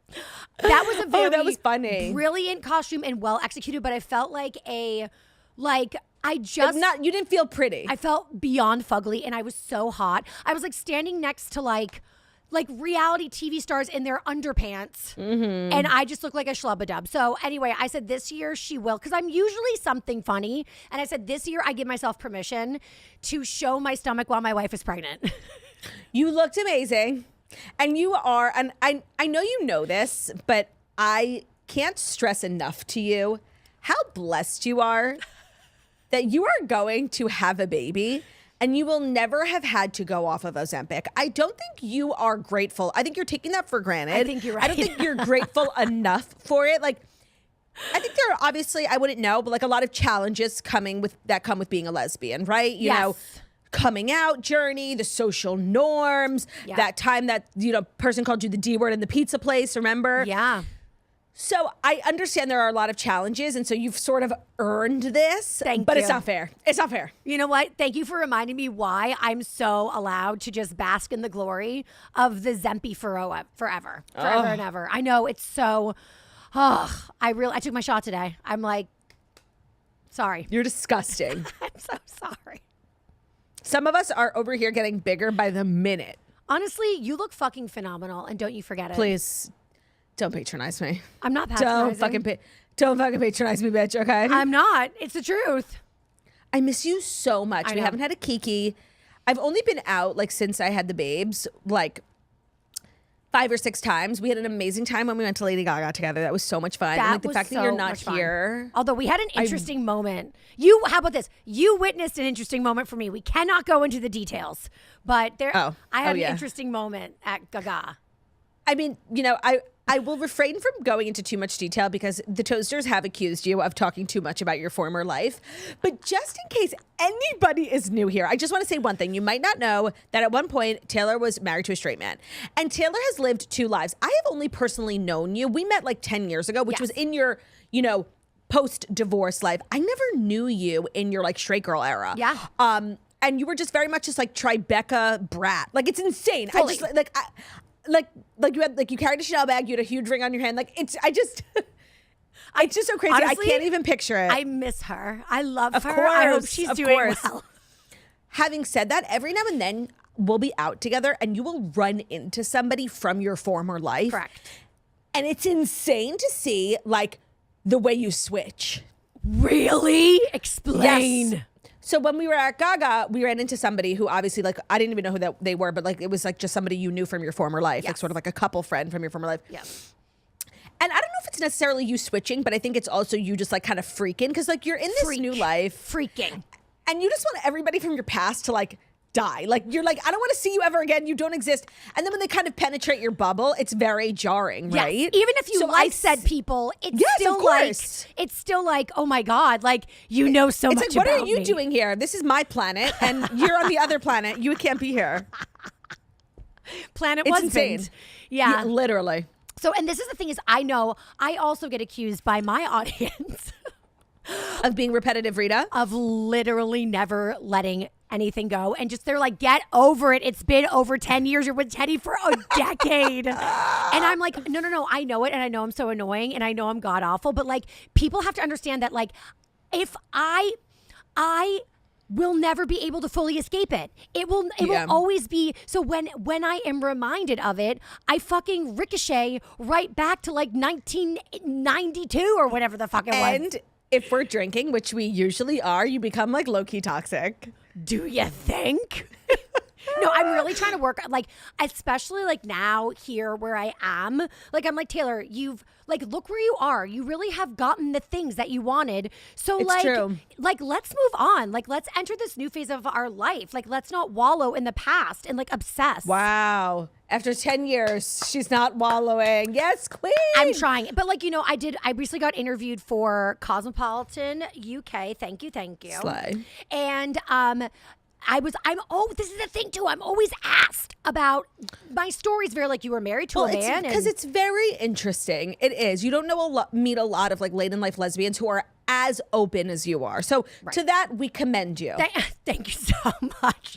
So I was asked about like the husband of it all. And when I read the quote, I thought, chef's kiss. It was so nice about him, and it deserves to be. Like, we are so we're growing. She's growing. I love that, Taylor. Now, I had one more thing I wanted to ask you. What? How is Teddy doing? And I've spoken to her briefly about it, but like, I struggled with it too. Like, we are swirlies who love a cocktail. We like to swirl it up with a cocktail. Yes. I know that you have not been like a sympathetic partner. No. You've not stopped drinking. No. How is Teddy doing without the drinking? So I've been cocktailing more than ever, which is the problem. But like, that's like, she's so cool. She never gives me shit. There was a time in the beginning when I was drinking, I'd be like, are you mad at me? Is this annoying? Are you mad at me? Oh, She's God, like, you would become like a self-conscious drunk person. How annoying. she's like, if you keep asking me, it's going to be annoying. Just drink and shut up about it. She really doesn't care. But she's been amazing. And I've even been like, Tay, like, you're in your 3rd trimester. Like, you truly could, because we were out to dinner one night. She's like, oh, what I would do for a glass of red. And I said, you could. I won't judge. And she is just like, I don't want to. I don't want to. Yeah, that was like a nice part of pregnancy that I realized, because I was worried, like, so much of my social life is, revolves around, I love a cocktail, I love going out to dinner. And like, you worry that it's going to be boring or that you're going to yearn for it and you can't have it.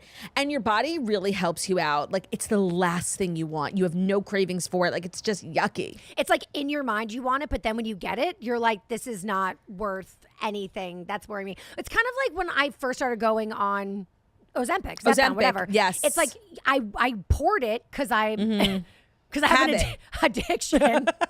But then as I'm drinking it, I'm like, this tastes like swill. Yeah. Let me ask you another question. Yeah, Did you hear what I said on the toast about the baby's name? I did. And Also, what did you think? Thank you for the shout out. The way I love a shout out, it really means everything to me. Please never stop. So you're not telling anyone the baby's name. Listen. You and Teddy know it. Who came up with it? We came up with it together. Who came up with it? We came up with it together. Her or you? Fine, Stop lying. I guess it's me. If you have to pick. Oh, sure, okay. No, like when you find out, you will the truth will be revealed. And so did you like my suggestion though? Your suggestion was so fucking good. So yours was Birdie, right? Yeah. All right. Here's the tea. Birdie was on our list. Very hardcore. We didn't even think about the Eagles-Birds connection. Brilliant, beyond brilliant. Oh, you just liked the name. It was so good, we almost put it back on the list because that's how good your logic was. Like, I was like, but should we? It was a very strong contender, but then my sister-in-law, Tay's little sister, Allie, she has been fostering dogs, and she fostered a dog that we were kind of interested in maybe adopting, and she accidentally, without realizing what she was doing, named it Birdie. And Birdie and she's a beautiful girl, okay? But Birdie and her snaggletooths, I could never get it out of my head. No, you've made me hate the name now. So Birdie is officially off the list, but a very valiant effort and such a good guess and very Have good you logic. told anyone? We have told no one. Tay's mother does not know. Her sister Ashley just recently, she's really A for effort. She's really trying to try. She was like, Tay's birthday's coming up. I want to get her something, but I feel like it'd be like really great to get her something for the baby. LOL. But I want to get it monogrammed. So if you could give me, and I was like, listen, I would tell you, like, right this second. I am scared of Tay. She is a pregnant woman. She doesn't ask for anything. This is the one thing she's asked for. No, we have to honor it. We have to honor it. I just want to say, like, it's insane that you're not telling me, and I'm so upset. I know. Don't worry. Join the fucking club. And so, but I almost gave her the initials, but then I was like, you know what? Things could really change in the 11th hour. True. So I just said, it's worth me not giving you the initials, but just like, no, I'm so sorry. I can't fucking wait for you to come home. I can't fucking wait for you guys to have a baby. Like, it's going to be so much fun. Like, us and Brian, like, we all have babies. Like, it's going to be sick. I know. Tay's actually coming home a little bit before me. Good. If she needs anything, you know she can come stay with me. Literally, can she come live with you? By the way, how's the new pad? It's so great. I'm so fucking happy to be home from LA, by the way. I'm glad you're having, like, a nice time, but not for me. Listen, not for me. I do get it. And don't worry, nobody's at risk of us moving out here, okay? I don't know. You're kind of crushing it with what I think you're doing. I just come out here, extended periods of time, loves it for work. I cannot be an LA person. In the car all day. I can't. It's not for me. Well, in terms of things you can do. Yeah. Taylor, are you ready for the ready. Fast 5 stories that you need to know? So ready. Let's go. All right. Today's episode of The Toast is brought to you by Neiman Marcus. At Neiman Marcus, there's really something truly special for everyone.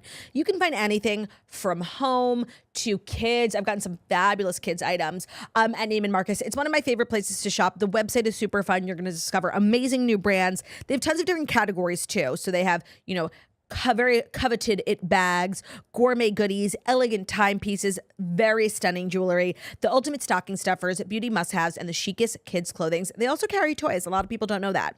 So if you're shopping for the impossible to shop for friend or family member, Neiman Marcus and their holiday gift guides make it so easy. And of course, their legendary fantasy gifts, one-of-a-kind items that can surpass every expectations. If you need a little help, Neiman Marcus style advisors make finding the perfect gift at every price point really effortless. I'm a big fan of shopping online, especially for the holidays, because it can be really overwhelming to do it in person. Neiman Marcus is one of my favorite places to do that. Their gift guides are so elevated. Like, they really, I don't know who's curating them, but it's someone fabulous. And they really are just amazing if you're looking for men's, women's, kids, beauty, home, anything.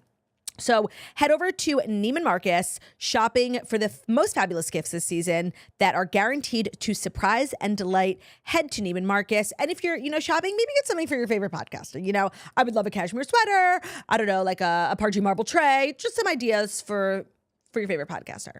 Today's episode is also brought to you by Boulevard. Still juggling multiple tools to keep your business running? From booking to payments to marketing, Boulevard brings it all together in one easy-to-use platform. It's built just for self-care professionals to keep your clients coming back and spending more. Boulevard is the fastest growing client experience platform built specifically for appointment-based self-care businesses. Because salons, spas, barbershops, med spas, and other self-care businesses are so personal, the platform powering your business should feel the same. It is not just software. It is smarter, more personal, and simple ways to manage all of your business's locations all in one place. So from bookings and payments to appointment reminders and client profiles, Boulevard elevates every client interaction and works as beautifully as you do. Plus, with AI-powered scheduling and marketing tools, you'll see higher booking and gratuity, more ROI on your marketing spend, and smoother days for you and your team. And thanks to the always-on AI chatbot and expert support team, they respond in minutes, not days. So see why more than 5,000 top beauty and wellness brands choose Boulevard to streamline and grow their businesses. Because self-care businesses don't just switch to Boulevard, they stay. Visit joinblvd.com to learn more about Boulevard, and you can also book a demo to see if it's right for you and your business. And for a limited time, they're offering new customers 20% off your first year subscription. That's joinblvd.com. You'll be able to learn more, joinblvd.com, for that limited time offer for new customers to get 20% off your first year subscription, joinblvd.com. Today's episode is also brought to you by Liquid IV. So Liquid IV is scientifically formulated to help replenish electrolytes and fluid lost from sweat and exercise. It has 3 times the electrolytes of the leading sports drink, plus 8 vitamins and nutrients, all in one stick. So one stick of Liquid IV, it's a powder that you put into 16 ounces of water, will hydrate you more than water alone.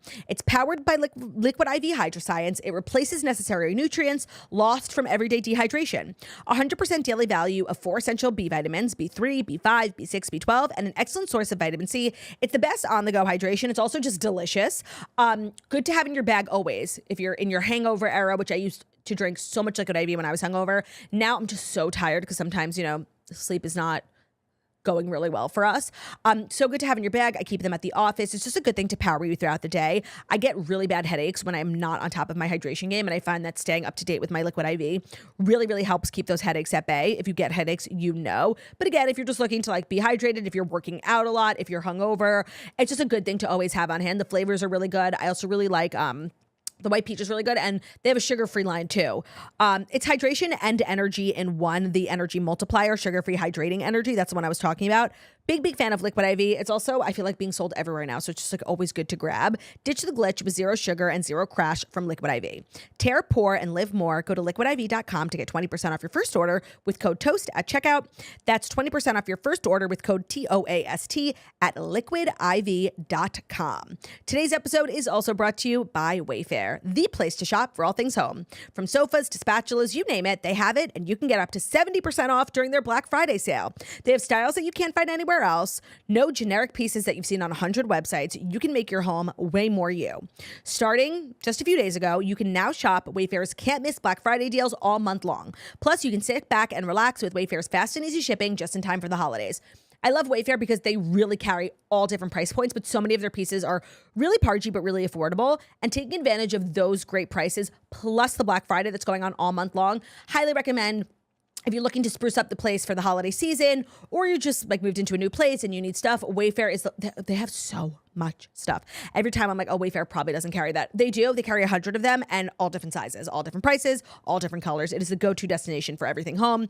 Whatever your style or your budget is, you can earn rewards and get the best savings in the neighborhood. They have a huge selection of home goods, everything you need for living room, outdoor areas, bedrooms, and more. They make it easy with fast and free shipping, even on the big stuff. They will help you set it up. Tons of different shipping and delivery options too, which I really appreciate.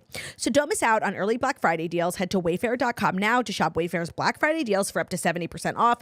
That's WAYFAIR.com. The sale ends December 7th. So, take time, make your mood board, save links, make an account. That way you can save everything. But really take advantage. It's so good. WAYFAIR.com. The Black Friday deals, and the sale ends December 7th. What order do I want to do this in? Yeah. Okay, but Jennifer Aniston has a new man. They're going Instagram official. His name is Jim Curtis. She's called him my love.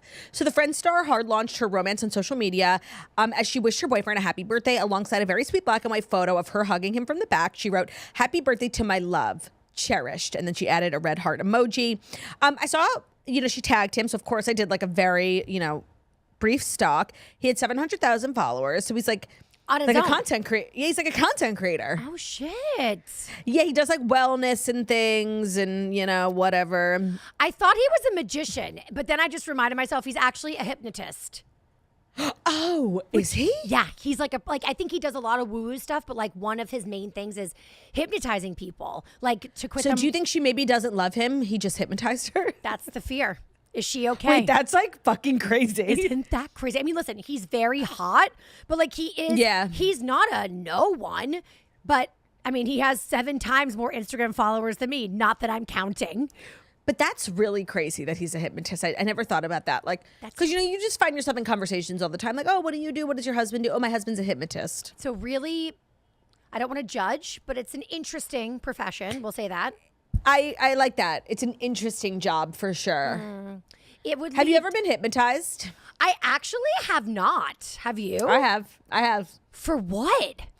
So, I know you didn't grow up going to summer camp, so you might not understand, but like a core memory and a core part of like literally any New England summer campus experience is like an evening activity being like they bring in like a hypnotist who like hypnotizes the kids. And that sounds like a legal issue. So everyone's like in the gym and like the hypnotist like chooses like 10 people. They run it at school too, actually. Chooses like 10 people to hypnotize, and you go and you sit on the chair. And I remember I have experienced like 5 or 6 over different summers and stuff, 5 or 6 hypnotists, and I remember wanting to be chosen so fucking badly because it's like the whole camp is packed into the gym and like only 10 or 15 kids get chosen. And I remember getting chosen. And I remember like faking the entire time. Because he's like, when I snap my fingers, this girl will think she's driving a bus. And so he snaps. And I was like, hello? I was just like pretending to drive. Like, it was so fake and so stupid. So I kind of understand what Jennifer Aniston's dealing with. Yeah, totally. Same. I imagine it's just like so frustrating to date a hypnotist. Like you get into an argument and like instead of gaslighting you, he just like takes a pendant and starts like swinging it in front of your eyes. Yeah, I'm a little worried about her. Like, is she okay? I know. So I mean, she's definitely getting dick the fuck down. He's enormous and so hot. Yeah. And she's like in perfect shape. She could put her legs behind her back. So I think they're having a good time. Aww. I love an age appropriate relationship. She threw him a birthday party, and it looked like Courtney Cox was there, Sandra Bullock, Adam Sandler, tons of A-listers. So I think he's just fine. So Reese Witherspoon was just on Armchair Expert, and she was kind of somehow Jennifer Aniston came up about Brad Pitt, right? Yes, and she basically was saying how like she doesn't like overthink things. She doesn't hold on to things. She's like actually like the most lovely person ever. She's friendly with all of her ex, Brad Pitt included, and like who was the guy she was married to for literally 1 year? Justin Theroux. Yes, and also Gwyneth Paltrow was at Jennifer Aniston's 50th, and she was Brad Pitt's fiance. Girlfriend, yeah. Well, you know what? It actually is so sad and crazy that even today, like when I went to choose stories on the front page of page 6, they were talking about Jennifer Aniston and Brad Pitt. Like literally nobody's ever moved on from that. Ever. And she's like a deeply accomplished person. She's like obviously a huge actress. She's invested in a ton of businesses. She's the face of a lot of companies. Like she's killer businesswoman. She's so accomplished. And all we're ever fucking talking about is Brad Pitt. It's insane. It's insane. So I'd like to introduce a new line of communication or conversation when it comes to her.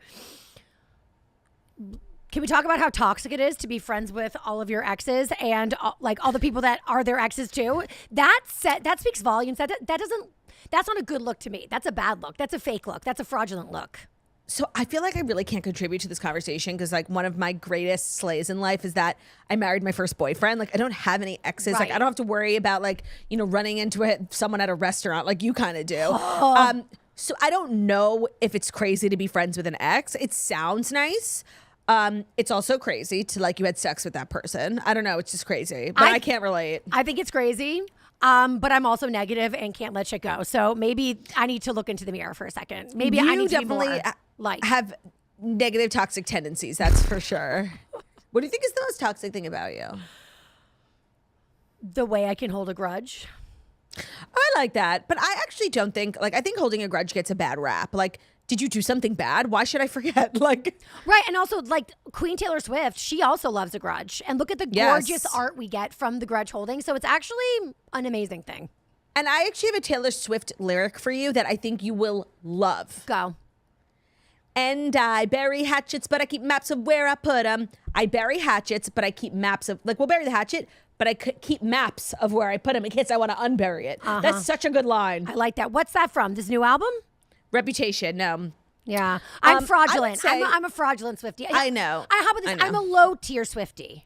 Well, I was saying this on the episode with Xandra yesterday. Like, I actually appreciate people who say, like, I like some of her music. Because I think in this day and age, like, you have to be a Swiftie if you want to be, like, a content creator. And if you say otherwise, like, I think a lot of people fake how much they like Taylor Swift. Me and Margot, I was just thinking about this the other day. When the Eras Tour was in New York, we went to one of the shows with a brand, like, in a suite. And low-key, me and Margot had the worst time. Everyone there was fake fans. Like, me and Margot are, like, diehards. We know every song ever for, like, 10, 15 years. These people were, like, dancing and jumping, filming themselves for, like, 22, Shake It Off, and then sat through the rest of the concert. And then we went home and saw their content, and it was, like, literally best night of my fucking life. Like, stop, you're so fake. That is, I feel like it's such an annoying thing now where, like, people overplay and, like, exaggerate the type of Swiftie they are. So I really appreciate you saying, like, I like her music. I think she's a nice girl, but, like, you don't have to be the biggest fan of everyone. It's okay. I really, really like her. You know what? Actually, I have, like, you know those memories that you have that you're like this, like, whenever you think about it, you want to die? Do I. Would you say one of them was when we went and did karaoke together? Absolutely. No, I have so many, like, butt clenching memories, especially when I'm drunk. Wait. So mine is actually from the same day that we did the karaoke and we were Shannon Ford. We were at Cipriani. Yes. The three of us. Yes. We sat down and Taylor Swift came up and you and Shannon, you weren't trying to trick me, but I felt like you were trying to trick me, but you weren't. And you guys were both like, oh, what's your favorite Taylor Swift song? And I started to panic. And I felt like I was dying. It's so funny. I have no memory of this. The fact that, like, it's something you have relived 10,000 times in your brain, I have no idea what you're talking about. Like, I know we all went to Cipriani for lunch. The way I feel like you and Shannon after were like, that was so embarrassing. I'm dying. We've never spoken about it. What did you say? You didn't go home and write about it in your diary? No. What did you say when Wild. we asked? I panicked. Like, I was given a pop quiz and I, like, forgot names of songs. Like, everything went blank. Oh my God. And I'm I was like, embarrassed for you. What did you say? The one that's about Connor Kennedy, which there isn't one. I just think there it is. There. Which song were you talking about? You're on your own, kid. You always have been. Okay, that's so not about Connor Kennedy. That was like 15 years later. There are some songs on Red about Connor Kennedy, but that's funny. Yeah. So anyway, so look at that. So what that a waste. by the way, let this be a lesson to the listeners. Like, the moment in your mind that keeps you up at night, that, like, you're deeply ashamed of, that you, like, have gone over and gone over and gone over, that keeps you up at night.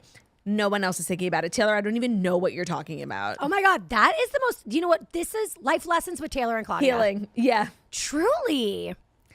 Okay, next up, an American institution has died. McDonald's. God forbid. Chas Toy, toy, v'shalom. toy. I know.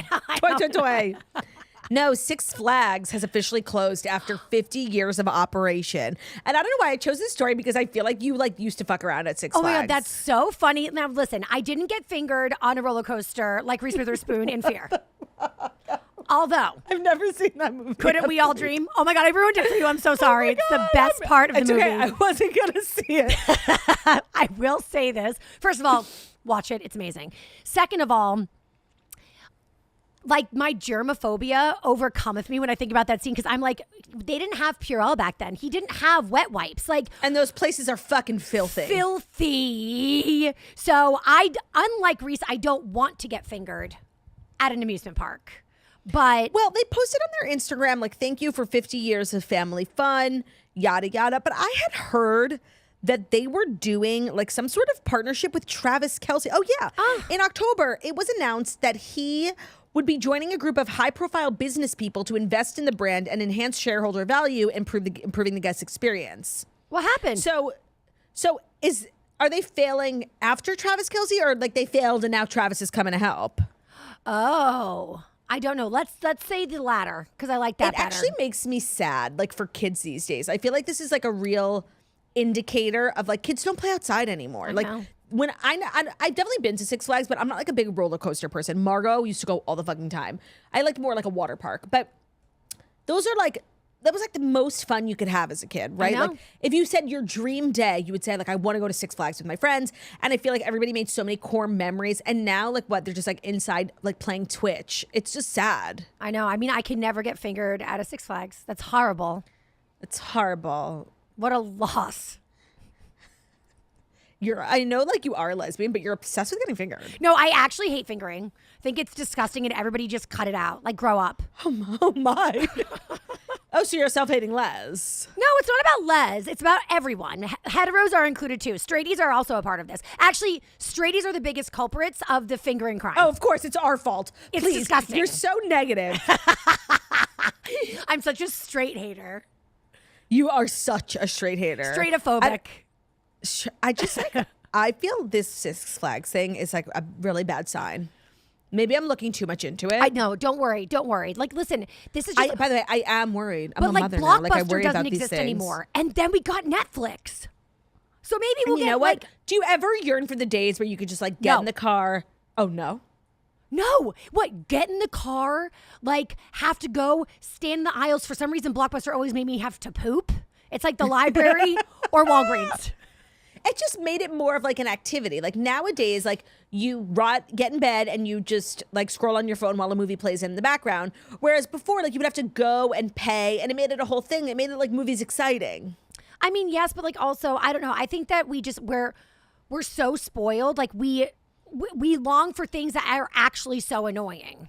Yeah, well, that's true because like they're inconvenient. But you know, this would be a great time to bring up our 11-year age gap, which is one of my favorite things to talk about. How did you interact with Blockbuster? Like, how old were you? Were you like going to Blockbuster in college? Yeah, I was 33 at Blockbusters because I'm 103 right now. I took my kids there. Fuck you. No, it was like I 20 was like years 12. ago. I was like 12, No, 10. I was like 12, Taylor. Me too. No, you weren't, bitch. You were like working in a corporate job. Okay, just wait a second. So top it with the elderly abuse. Also, when I was in college, I wasn't a loser going to Blockbuster. I was doing keg stands and taking like bong hits. Oh yeah, one of the like craziest fun facts about Taylor Strecker that like doesn't add up with the profile I've built of you in my head is that you went to Ithaca College. Okay, wait. Like, it's seriously the weirdest fucking thing about you. Wait, explain yourself. I have so many questions. Like, do you feel like it's too good of a school or less good of a school? I don't even know if it's good or bad. It's like an unknown rando school. Who's ever heard of Ithaca College? Oh, like when I think of Ithaca College, I'm like, oh, Cornell. Welcome to my biggest trigger in life. It's just like a random school. I don't know anything about it. I guess it's how people feel about like Jackie going to Colgate. Now that I know about Colgate, like Colgate's much I get better. it. No. Is it bigger? How many kids? Like I don't Ithaca College. know. Is it a community college? First of all, I literally stop. I was raised by such educational elitists. There are right. no Your words. dad is a doctor. He went to Harvard. Oh right. My mom went to Boston College. At least in Boston, that's like the Harvard of Boston. But No, it's- Harvard yeah, is it's a big the school. Harvard of Boston. Harvard's in Boston. But like BC's a really good school. At least Yes, it is. whatever. My brother went to Harvard. My sister went to BC, and they were like, yeah. "Oh, good luck at your idiot school." You know what? I've never asked you this because I only know you as an adult, but like, what sort of role did you play as Taylor in your family? Your siblings are younger than you, yeah? Yeah, a lot. Paige is 6.5, 7 years younger than me, and Zach is 11.5 like younger, and same parents. There's like So you were the older sister. You were meant to, like, sort of like Olivia. And in our family, like, Olivia really set the example. She was a very good student. She was definitely the smartest. She knew that she was like supposed to be a leader, and she was. She used to yell at us all the fucking time. Yeah. And like, was that the role you took on? I took more of a role of the cautionary tale. Oh, okay. Like Also an important role. very. It was like, see what Taylor does, do the literal opposite. Did any of your other siblings get sent to San Francisco for the summer? To live with their Uncle Bo? No, they did not. They did not get that honor and privilege. Taylor, one of Taylor's, like, it's actually your favorite story. Taylor has the same 10 stories, much like I do. Keenan's Uber driver. I have the same 10 stories. You have the same 10 stories too. And I'll never forget when you told me the story. And I'm like, I've listened to your same 10 stories 100 times and you never thought to bring up this one. Taylor was like a troubled youth. How old were you? I was going into my senior year of high school. So that makes me 16 or 17. And you were like behaving poorly. So your parents sent you I was to the West dating Coast. a boy who loved pot. And my parents did not. And my dad was like, they wanted to drug test him. And I said no. And then my dad said, I want to be in the room where it happened, the room where it happened. He literally is like, I want to see the pee come out of his penis. I don't trust this kid. He's going to bring his friends clean urine in. And I was like, you can't look at my boyfriend's penis. And my dad was like, I'm gay. My dad was like, I'm a doctor. To which I said, that's also true. That's an true. eye surgeon. It's okay. Doctors is doctors. I guess doctors are doctors. Anyway, so I just said, he'll fail it. Forget it. Anyway, so they shipped me away to get away from him, where I lived in San Francisco and smoked even more marijuana. And you spent, what was it, at like the state fair? So I worked for my uncle in his casting agency, and he said I was the worst employee he ever had, and he fired me. But he said I had to work to teach me like life lessons, etc. So he got me a job working at a carnival with a former employee of his who drove a 1980s teal Corvette, not in a cool way. And God, I feel like her and her husband were pot dealers. Like the irony of what I was moved away from to go to. So I left pot and I basically ended up by mistake doing meth. Can you tell everyone the story? I actually haven't heard it in a while, and it's seriously the craziest story. You're literally Leanne Locken being a carny kid. I'm Leanne Locken carny kid. I'm selling paintball games at discount. What a saleswoman I was. I sold that shit out of those games. And there were always these like toothless wonders that were like our carny neighbors. Okay. And so they loved me. Ugh. Of course. And would hit on me. Anyway, so it was the end of the carny season. I love this like story. Carny graduation. I kind of forgot it. And so they were like, let's go into the carny graduation. Okay. Let's go to the Toothless Wonders, the Toothless Twins, Winnebago, where they live. And have like a farewell party. Like a kiki. Yeah. So we're all sitting around, gorgeous upholstery, shag rug. And I go to the fridge to get a beer. And all I know is they all go like this. No, stop. There was a cooler. There was a cooler full of beers. I just thought I go to open the fridge. They all scream no. The next thing I know, I am outside of the Winnebago on the ground, being brought back to life, and they are like, we can't live there anymore. Our home is ruined. So it is my understanding that I opened their like meth lab, meth kitchen, yeah. And the noxious fumes like literally knocked me out, and I ruined their house. Like seriously, like. That's what I mean when I say Taylor Strecker has lived 100 lives. Like, when you told me that story, I couldn't believe I'd known you for 10 years and you never told me that story. It was just so fucking funny. Thank you. Okay, moving on. Vanderpump Rules has a new show. Like, they're starting from scratch. Yeah. It's season 12. They released a trailer. There's a ton of hookers in it. I didn't know anyone.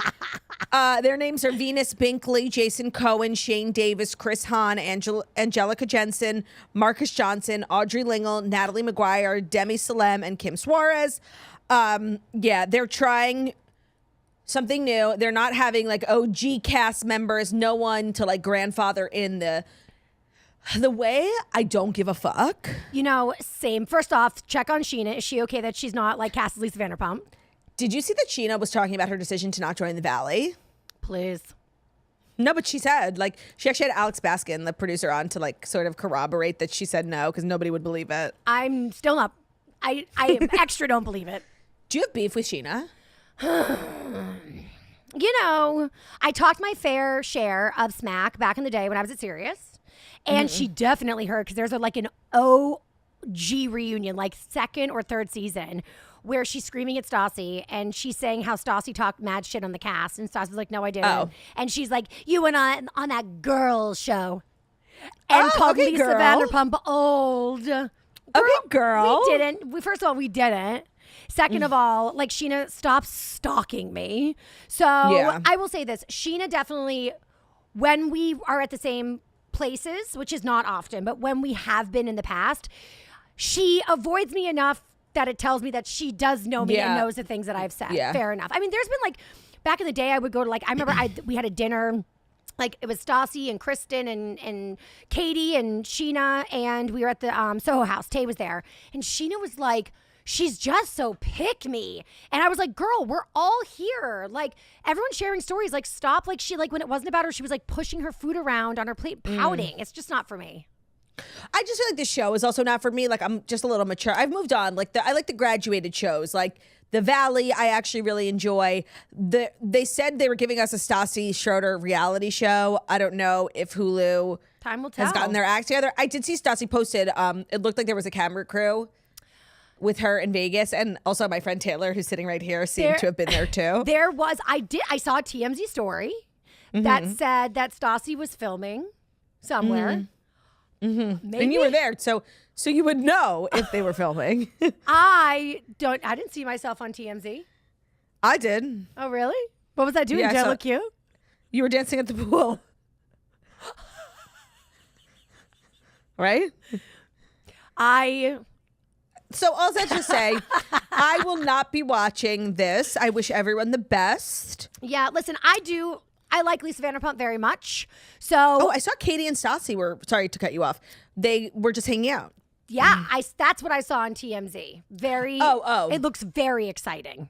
Yes, it does. Wishes of WeHo have returned. I know, right? I love a reunion.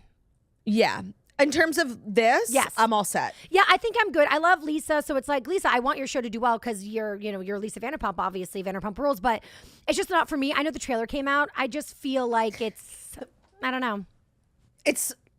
I feel as though we've beat this horse dead. They tried to regenerate the show many times, and I don't think it's worth saving. It was a moment in time. It will never be what it was. Like, just let it be. Right. It's like, yeah, I don't know. I mean, there's been so many sequels that have happened and people were like, I wish Legally Blonde 2 didn't exist because it like ruined my memes. So maybe this is going to be the same thing, or maybe it will be amazing. I will watch the first episode. That I will do. Oh, that's big of you. I won't. If it's amazing, I feel like I'll feel the pressure to watch it, and then I'll start in the middle. I'll let you know. I'll be your litmus test. Today's episode of The Toast is brought to you by Nanit. Parenthood looks a lot different today than ever before, and the tools that we have access to do also, like Nanit. So think about how obvious it feels to track your own steps, your own sleep, or how you wouldn't leave your house without your phone, your smartphone. Well, it's hard to imagine parenting today without a smart baby monitor. It lets you see your baby anytime, anywhere, and so much more. I love Nanit. Oh my God, it was like the first thing on my registry, and it was now it's the thing I buy for people most on their registry because it's such a good thing to have. I'm always checking the Nanit. If you're tracking sleep, if you're in your sleep training era, you get so many good insights and statistics. I feel like silly even doing an ad for Nanit. It's really a product that speaks for itself, and I don't know anybody that doesn't have a Nanit. It is so worth the money. It's the #1 most awarded smart baby monitor trusted by parents and experts. It's the smartest baby monitor on the market. It tracks everything from babies' breathing to their sleep quality, giving you key insights into their health and well-being. It's really like having a second pair of eyes that never gets tired. When I think back to the cave women who were having babies in caves, I cannot believe what they had to go through and the fact that they didn't have a Nanit. I don't know how to do it. Like, I'm just obsessed with my Nanit. On average, parents use Nanit for over 4 years because it is that good. It's really the baby item that we can't live without. And they're offering 25% off for toasters, which is really significant. Get, like I said, 25% off your first order when you use code BABY25 at nanit.com. That code is BABY25, and the website is nanit.com, code BABY25. Today's episode is also brought to you by Weight Watchers. They're not one size fits all, because neither are we. They have evolved. They are a personalized health solution designed to meet you where you are in life. Today, Weight Watchers combines their proven science-backed behavior change program with new, more flexible options to make your journey more effective and sustainable. They're also like fully embracing GLP-1. I'm obviously on a breastfeed journey, so I can't really lose weight and I can't really limit my calorie intake, but I do want to maintain my weight. And I have been using Weight Watchers now for a few weeks just to keep track of what I'm eating, to making sure I'm eating like whole and balanced meals. They have a nursing program. So if you're breastfeeding, they have a postpartum program. They totally understand the different stages of womanhood and how that can affect your weight. So I really appreciate Weight Watchers like constantly evolving with the modern woman and with modern medicine. They also offer GLP-1s. You can get prescription weight loss medication through a licensed clinician. You can get one-on-one guidance from a registered dietitian. They offer really personalized care, and their signature points program is now smarter and simpler than ever. The enhanced app features, the virtual workshops, the digital tracking tools make healthy living more flexible, more intuitive, and more livable than ever before. It's not just about losing weight. It's about feeling empowered to make a change, gain confidence, and just get back to that feeling of the healthiest version of you. I'm a big fan of Weight Watchers. I've done a couple stints in my life, and I always have a great time. You can join today at WeightWatchers.com, and be sure to use promo code TOAST for $10 off your first month of membership. That's code TOAST. The offer applies to select plans, restrictions apply, and the offer ends December 31st. Today's episode is also brought to you by Boll & Branch. Holiday sales are the time to splurge, but you don't splurge on just anything. You want products that make a real difference in your life and that make you feel extraordinary every single day. And ever since we discovered Boll & Branch, which is years now, we have really become their biggest fans, and we can really attest to how their bedding makes you feel so comfortable, so pudgy. And their best sale of the year is the one that you can't miss. So we always work with Boll & Branch, but I feel like we're always hyping them up towards the holiday season because it is their biggest sale of the year. And if you're looking to do a whole bedroom refresh, if you're looking for just like a couple of bed accessories, if you're like partying up your guest room for guests who are coming, yeah, that's right, Jack, I'm coming to town, head over to Boll & Branch. The sheets that I have, that Jackie and I both have, it's a signature hem sheet collection. It comes in tons of different colors, tons of different sizes, no matter what size your bed is. And I'm just a big fan. They get softer with every wash. They have tons of 5-star reviews. Everybody loves them. So their best sale of the year is going on now with 25% off site-wide. The signature sheets really are like the perfect balance of softness, breathability, because I'm like kind of a warm sleeper. So give yourself and your loved ones the most extraordinary feeling with 25% off site-wide, plus free shipping and extended returns. Shop now at bollandbranch.com/toast. That's BOLLAND branch.com/toast. That will get you 25% off their biggest sale of the year. Exclusions apply. Comes with a 30-night guarantee, so you can shop worry-free. They have blankets, sheets, throws, pillows, duvets, everything, and it's all made with the same exceptional quality and durability. Today's episode is also brought to you by Roback. They just launched something so exciting. Each time they have a drop, it gets better and better. The newest addition to the women's line is the Bedford mock neck, and honestly, it is perfect for, that cozy feeling while still feeling a little bit put together. It's the kind of thing that you throw on for coffee, for errands, for drop off, and you still look like you have your life together. So the Bedford mock neck is selling out fast, and for good reason. It is so soft, it feels like pajamas, but very chic. People will stop to ask you where you got it. The gray and navy colors have a very cute embroidery, while the green is the most perfect shade for fall. It is cozy. If cozy is your love language, Roback's entire Ready collection has you covered with buttery soft hoodies, joggers, and crew necks that make lounging to the next level. If you're also doing joggers spring, summer, highly recommend. If you're in your comfort core era, post-baby, work from home, you just can't do jeans, this is your move. The mock neck gives major Princess Diana energy, and when you pair it with Roback's Vista Collection leggings, you're basically cracking the code on looking cute and feeling like you're wrapped in a cloud. So the Bedford mock neck, the Vista Collection are their dynamic duo of the fall, in addition to Jackson Turdy being their dynamic duo of the fall, don't you forget. Grab yours while you can. They won't be around for long. It's true. I'm seeing everybody wearing the Bedford mock neck. I have one, Slay. I just saw Shannon wearing. All the cool girls on Instagram are wearing them, and I feel like they're really going to sell out soon. So highly recommend. And we do have a code. It's code TOAST at Roback. They are offering a generous 20% off your first order through the end of this week. Roback is spelled RHOBACK, and our code is TOAST, TOAST, for 20% off your first order through the end of this week. Happy shopping. Huge news in the music space. The music industry will never be the same because Hilary Duff reveals a countdown on her website ahead of a music comeback. So she teased a comeback, and then she posted on her Instagram that she is releasing a song November 6th. It's called Mature. I know. I'm worried about the title, but I don't care. I know. Then she also posted, well, not she, Jake Shane posted that he's having his season finale, and it appears as though Hillary Duff is the guest that he was hinting at. And he's really like the go-to podcast, especially for music. I think a lot of musicians like understand his influence. So that's a great place for her to go and talk about her new career. Love. Her husband, Matthew Coma, is like a critically acclaimed producer. So I actually do think the production value will be there. I mean, listen, I am so obsessed with Hillary Duff, and I'm like a late in life lesbian and a late in life Hillary Duff fan. So because I'm old, I remember my little sister watching Lizzie McGuire. And so it was like kid stuff. And what did you watch? I watched Saved by the Bell. Okay. I watched. Did they have TV when you were growing up? No, it was just pictures. I just moved the picture the book. radio. Yeah. No, we got the picture book right after the advent of the radio. That's very beautiful. Advanced. But I just so when I got to work for Younger and I did their after show Getting Younger. Oh, I forgot you hosted that show. I didn't understand the Hillary hysteria that existed. Yeah. And I got to know her through doing the show, and she is just truly the most amazing celebrity I've ever met in my entire life. She's the fucking best. She's salt of the earth. I'm completely obsessed with her. So, and she can do no wrong. Well, she did do wrong to me, but I don't want to get into it. Oh my God, I forgot. You know what? I've moved on. She went on The Good Guys, and Ben said the same as you, that she was amazing. If Hillary Duff is your hero, I think meeting her would be above and beyond your expectations. She even I come on set, she'd be like, "So how's Taylor doing?" She's like a real person. I love that. That's really nice. You must have just you must have met her she maybe was coming down with the flu. So it was when she had brown hair. That's it. Do you remember? As a brunette, I can relate. She was post Disney in her pop star era. She was definitely just a bratty. She wasn't a teenager. I think she was in her young 20s. But she was like a starlet. Those are hard times bitch. For children stars. Yes, definitely. And I also think what you're talking about, her humanity, is a real testament to how she has maintained a good career from child to adult. Very hard to do. It takes a mentally tough person. Truly. I think I interviewed Justin Bieber when he was like, "I'm not a little boy, I'm a big boy." And it was a disaster. And I talk about things that keep you up at night.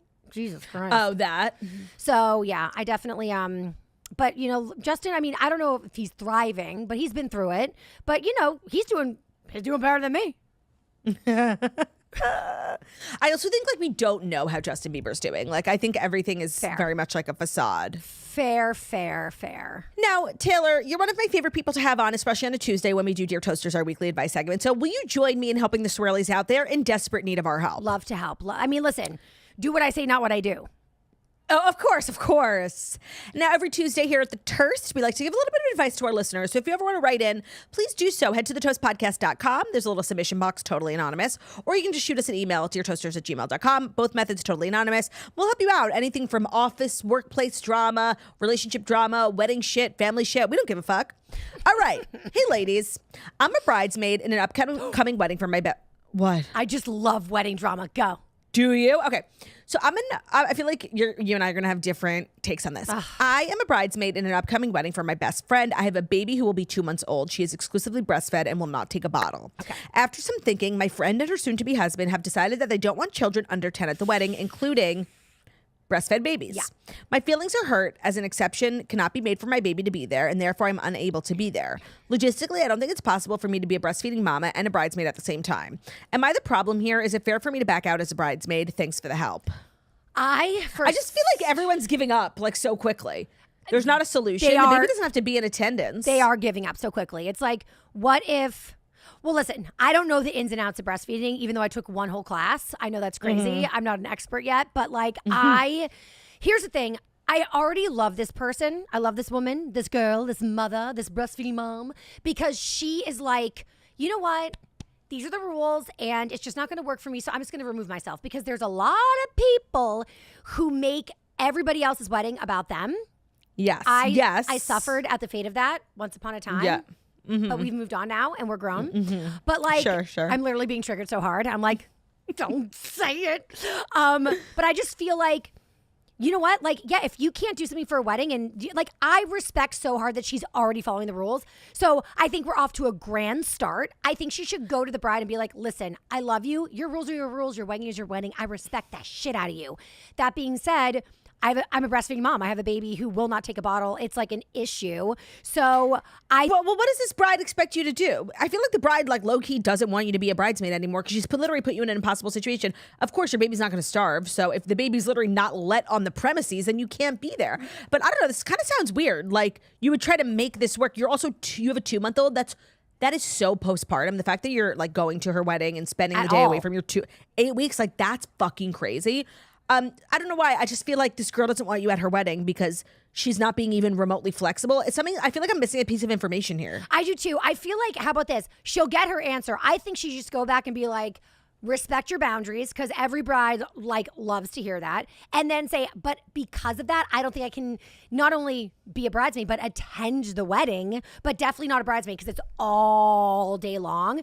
So just say, so like, I'm not mad. It's all good. I'm just going to back out if that's okay with you. And then you'll see the bride will either be like, wait, I don't want that. Let's try. Wait. You're right. She's saying backing out of the bridesmaid duty, not of the wedding. Right, because that's like a whole day long. And then you'll see your friends, like, so you'll get your answer. Either she'll be like, okay, get the fuck out, bitch. Or she'll be like, oh, wait, let me figure out what I can do. Or fine, you're the exception to the rule, but you're a bridesmaid, so we can like make it work. Her answer will tell you all you need to know about your friendship. Yes, because not to be a conspiracy theorist, but just based on the information given, it's like, oh, your friend hates you. LOL. Not you Right? going to the dark side. That's just what it feels like. Like, obviously it's her wedding and it's all about her and whatever she wants, she gets. But like, you can be a little bit flexible with the girl who's in your bridal party who had a baby 8 weeks ago. No. You know what? You're right. This is my non-mom side talking. It's like, no, like her friend, if she's not a total self-absorbed bitch, should be like would just make a few accommodations. Would be like, but that doesn't apply to you. I know you just had your baby, so obviously we'll work something out. Her just sending this like blanket statement rules. Blatant, yeah, you're right. Exactly. There is like there's a subtext to the context. It's hard not to be a conspiracy theorist. Your friend hates you. She's the worst friend ever. I fucking hate her. I'll never talk to the bitch again. Your husband is gay. You're the Break up with gayest. your boyfriend. I know. I saw him at the gay bar the other day. He was at the Your Abbey. friend hates you. You know what? Next Wait, up. you know what I heard? Your baby hates you too. Oh, Taylor. I'm joking. Never. I thought we were joking. We are. This next one is a total 180, okay? One of my friends has decided to introduce herself to a guy at a party in an Irish accent. She told him that she grew up in Ireland. I'm dead. She, in fact, did not. She studied abroad there for 2 months. We were just out to dinner with a group of our friends. She mentioned that she's still going on dates with this guy, and they're actually getting quite serious. I didn't say anything about it because I thought maybe it was just a bit. But as we were leaving dinner, she called him, and as she walked to her car, I heard her doing the accent. Stop. She's always been kind of like a pathological liar, and I've really kept my distance from her in that aspect. But this is really out of hand. Do I confront her? Is this crazy? It is so crazy. I just want to say this girl sounds funny. I know it's like probably annoying to have a friend who's a pathological liar, but I respect her like committing to the bit. You definitely shouldn't confront her because it's like literally none of your business. Like who cares? Who cares if she's like lying to this random guy? But it's a funny story. Like I'm cracking. She's fun. I like her. I want to hang out with her. Let's bring her out with the swirlies. Do you know anyone? Do you have like a friend in your life who you know is just like a fucking liar? Like everything that comes out of their mouth is a true lie? Yes. And this person I knew and loved, and then we kind of had a falling out. And then anybody that would listen to me, I was like, she's a liar. She's a liar. She told a lie about me that was so crazy, like truly like made me question her mental health. Like she made it up out of thin air. It was based in absolute no truth whatsoever. No fact. Yeah. But it's very freeing when you realize that about someone, that like everything they say is a lie, but it's hard to get like other people to believe you. But we reconnected and she's fucking awesome. And like, I don't even care because she's just fun. So by like the way, that. wait, no. So she totally did the thing that you totally did the thing I did that she not. accused you of. No, I did not. Yes, you did. No, and because how could you forgive someone like that? Because she's so fun. And we never. Do I know this person, by the way? You do not know this person. Damn. But we've actually never talked about that part of it, but I'm willing to let it go because I think that she was in a momentary, like I think that she became an psychosis. Yes, because she was dating somebody who made her insane, and so I actually don't take it personally. So you know what? I walk that back. I don't think she's a liar. She did lie on me, but I think it was just extenuating circumstances. Okay. You say you hold grudges, but you really don't, because that's a very healed thing for you to say. Now you're blaming her boyfriend. Like, I blame him for everything to the day I die.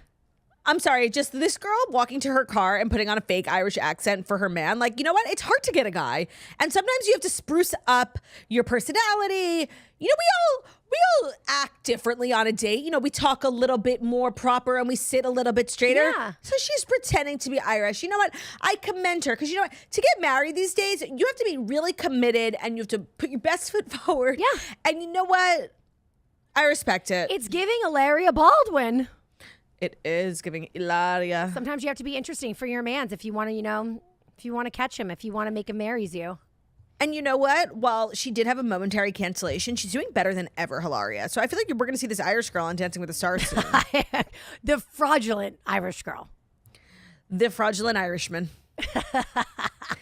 Our third and final is a little bit of like weight related, which I think we're both really experts on. Yes.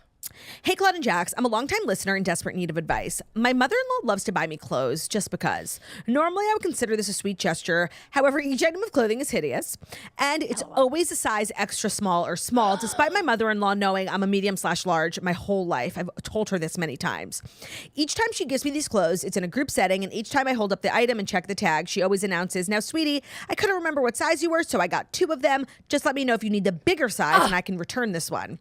It's such a bitch move. It makes me want to crawl out of my skin. I just graduated law school and passed the bar exam. I'm trying to lose that extra weight I gained during that stressful time. And my mother-in-law's comments really make me want to die. My husband says I'm thinking too much into this and that my mother-in-law's just trying to be nice. But I've always been a bigger girl, and I have to admit I can't fit into a size extra small to a whole table of people is embarrassing. I feel like it's intentional. Am I crazy? Or is my mother-in-law totally trying to fat shame me? What do I do? Please help. Your mother-in-law's crazy. She's the devil 1,000%. Oh, incarnate. And your husband's an asshole. Totally. Oh, of course. She's not doing that. Shut up. Right. Shut up. And here's the thing. This woman is hurting you, right? She's embarrassing you. She's making you.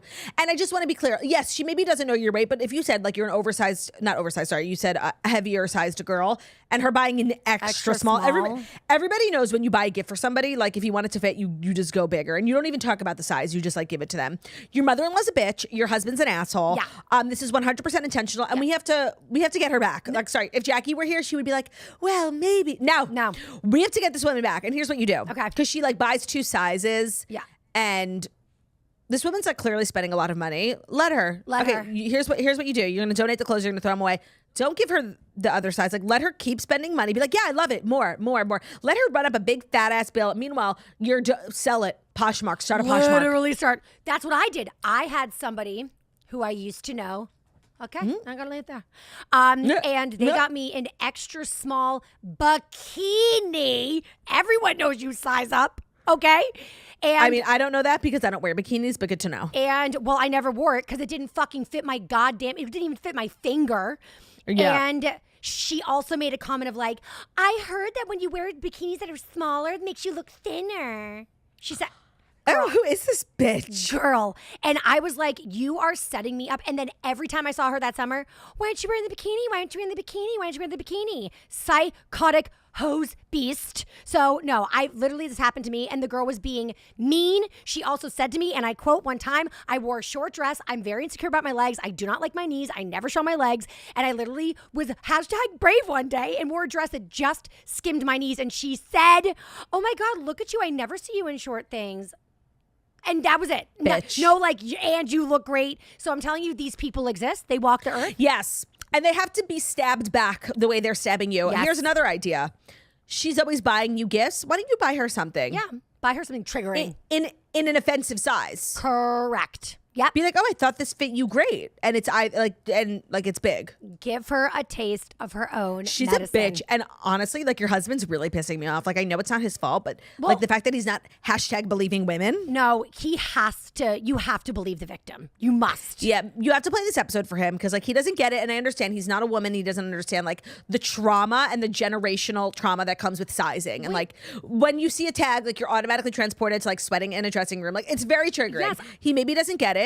But the fact that like he's now gaslighting you and you're like, wait, am I crazy? No, you're 100% valid. Well, I think that the way you get back at her is you force him into therapy. Thank you so much, mother-in-law, for the excuse. And then you make him hate her. Ha ha. Oh, love that. But that's playing the long term. That doesn't happen overnight, right? Yeah, I'm good at that.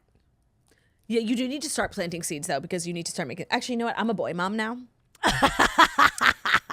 And I see things differently, and I would never encourage somebody to. Yeah, but you would never do that.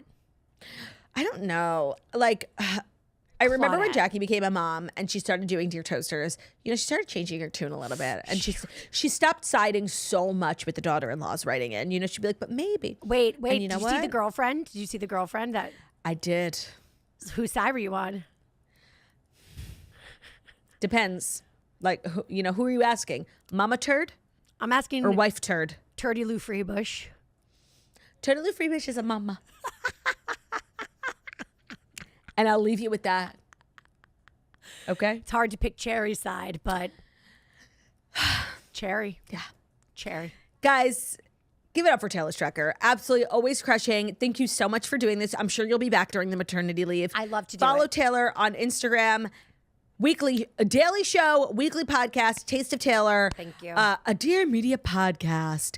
Thank you so much, Taylor, and thank you guys for listening to the Toast and Monday Morning Show, where we deliver the fast 5 stories each and every Monday to Friday on YouTube. So if you're watching us on YouTube, please feel free to this video thumbs up. We're also available as podcasts and where podcasts can be found on Spotify, iTunes, Stitcher, Public Radio, iHeartRadio, Castbox, all the places where you listen to podcasts from us, The Toast. Leave a 5-star review about how beautiful, stunning, and wickedly talented we are. We love you, and we will see you tomorrow.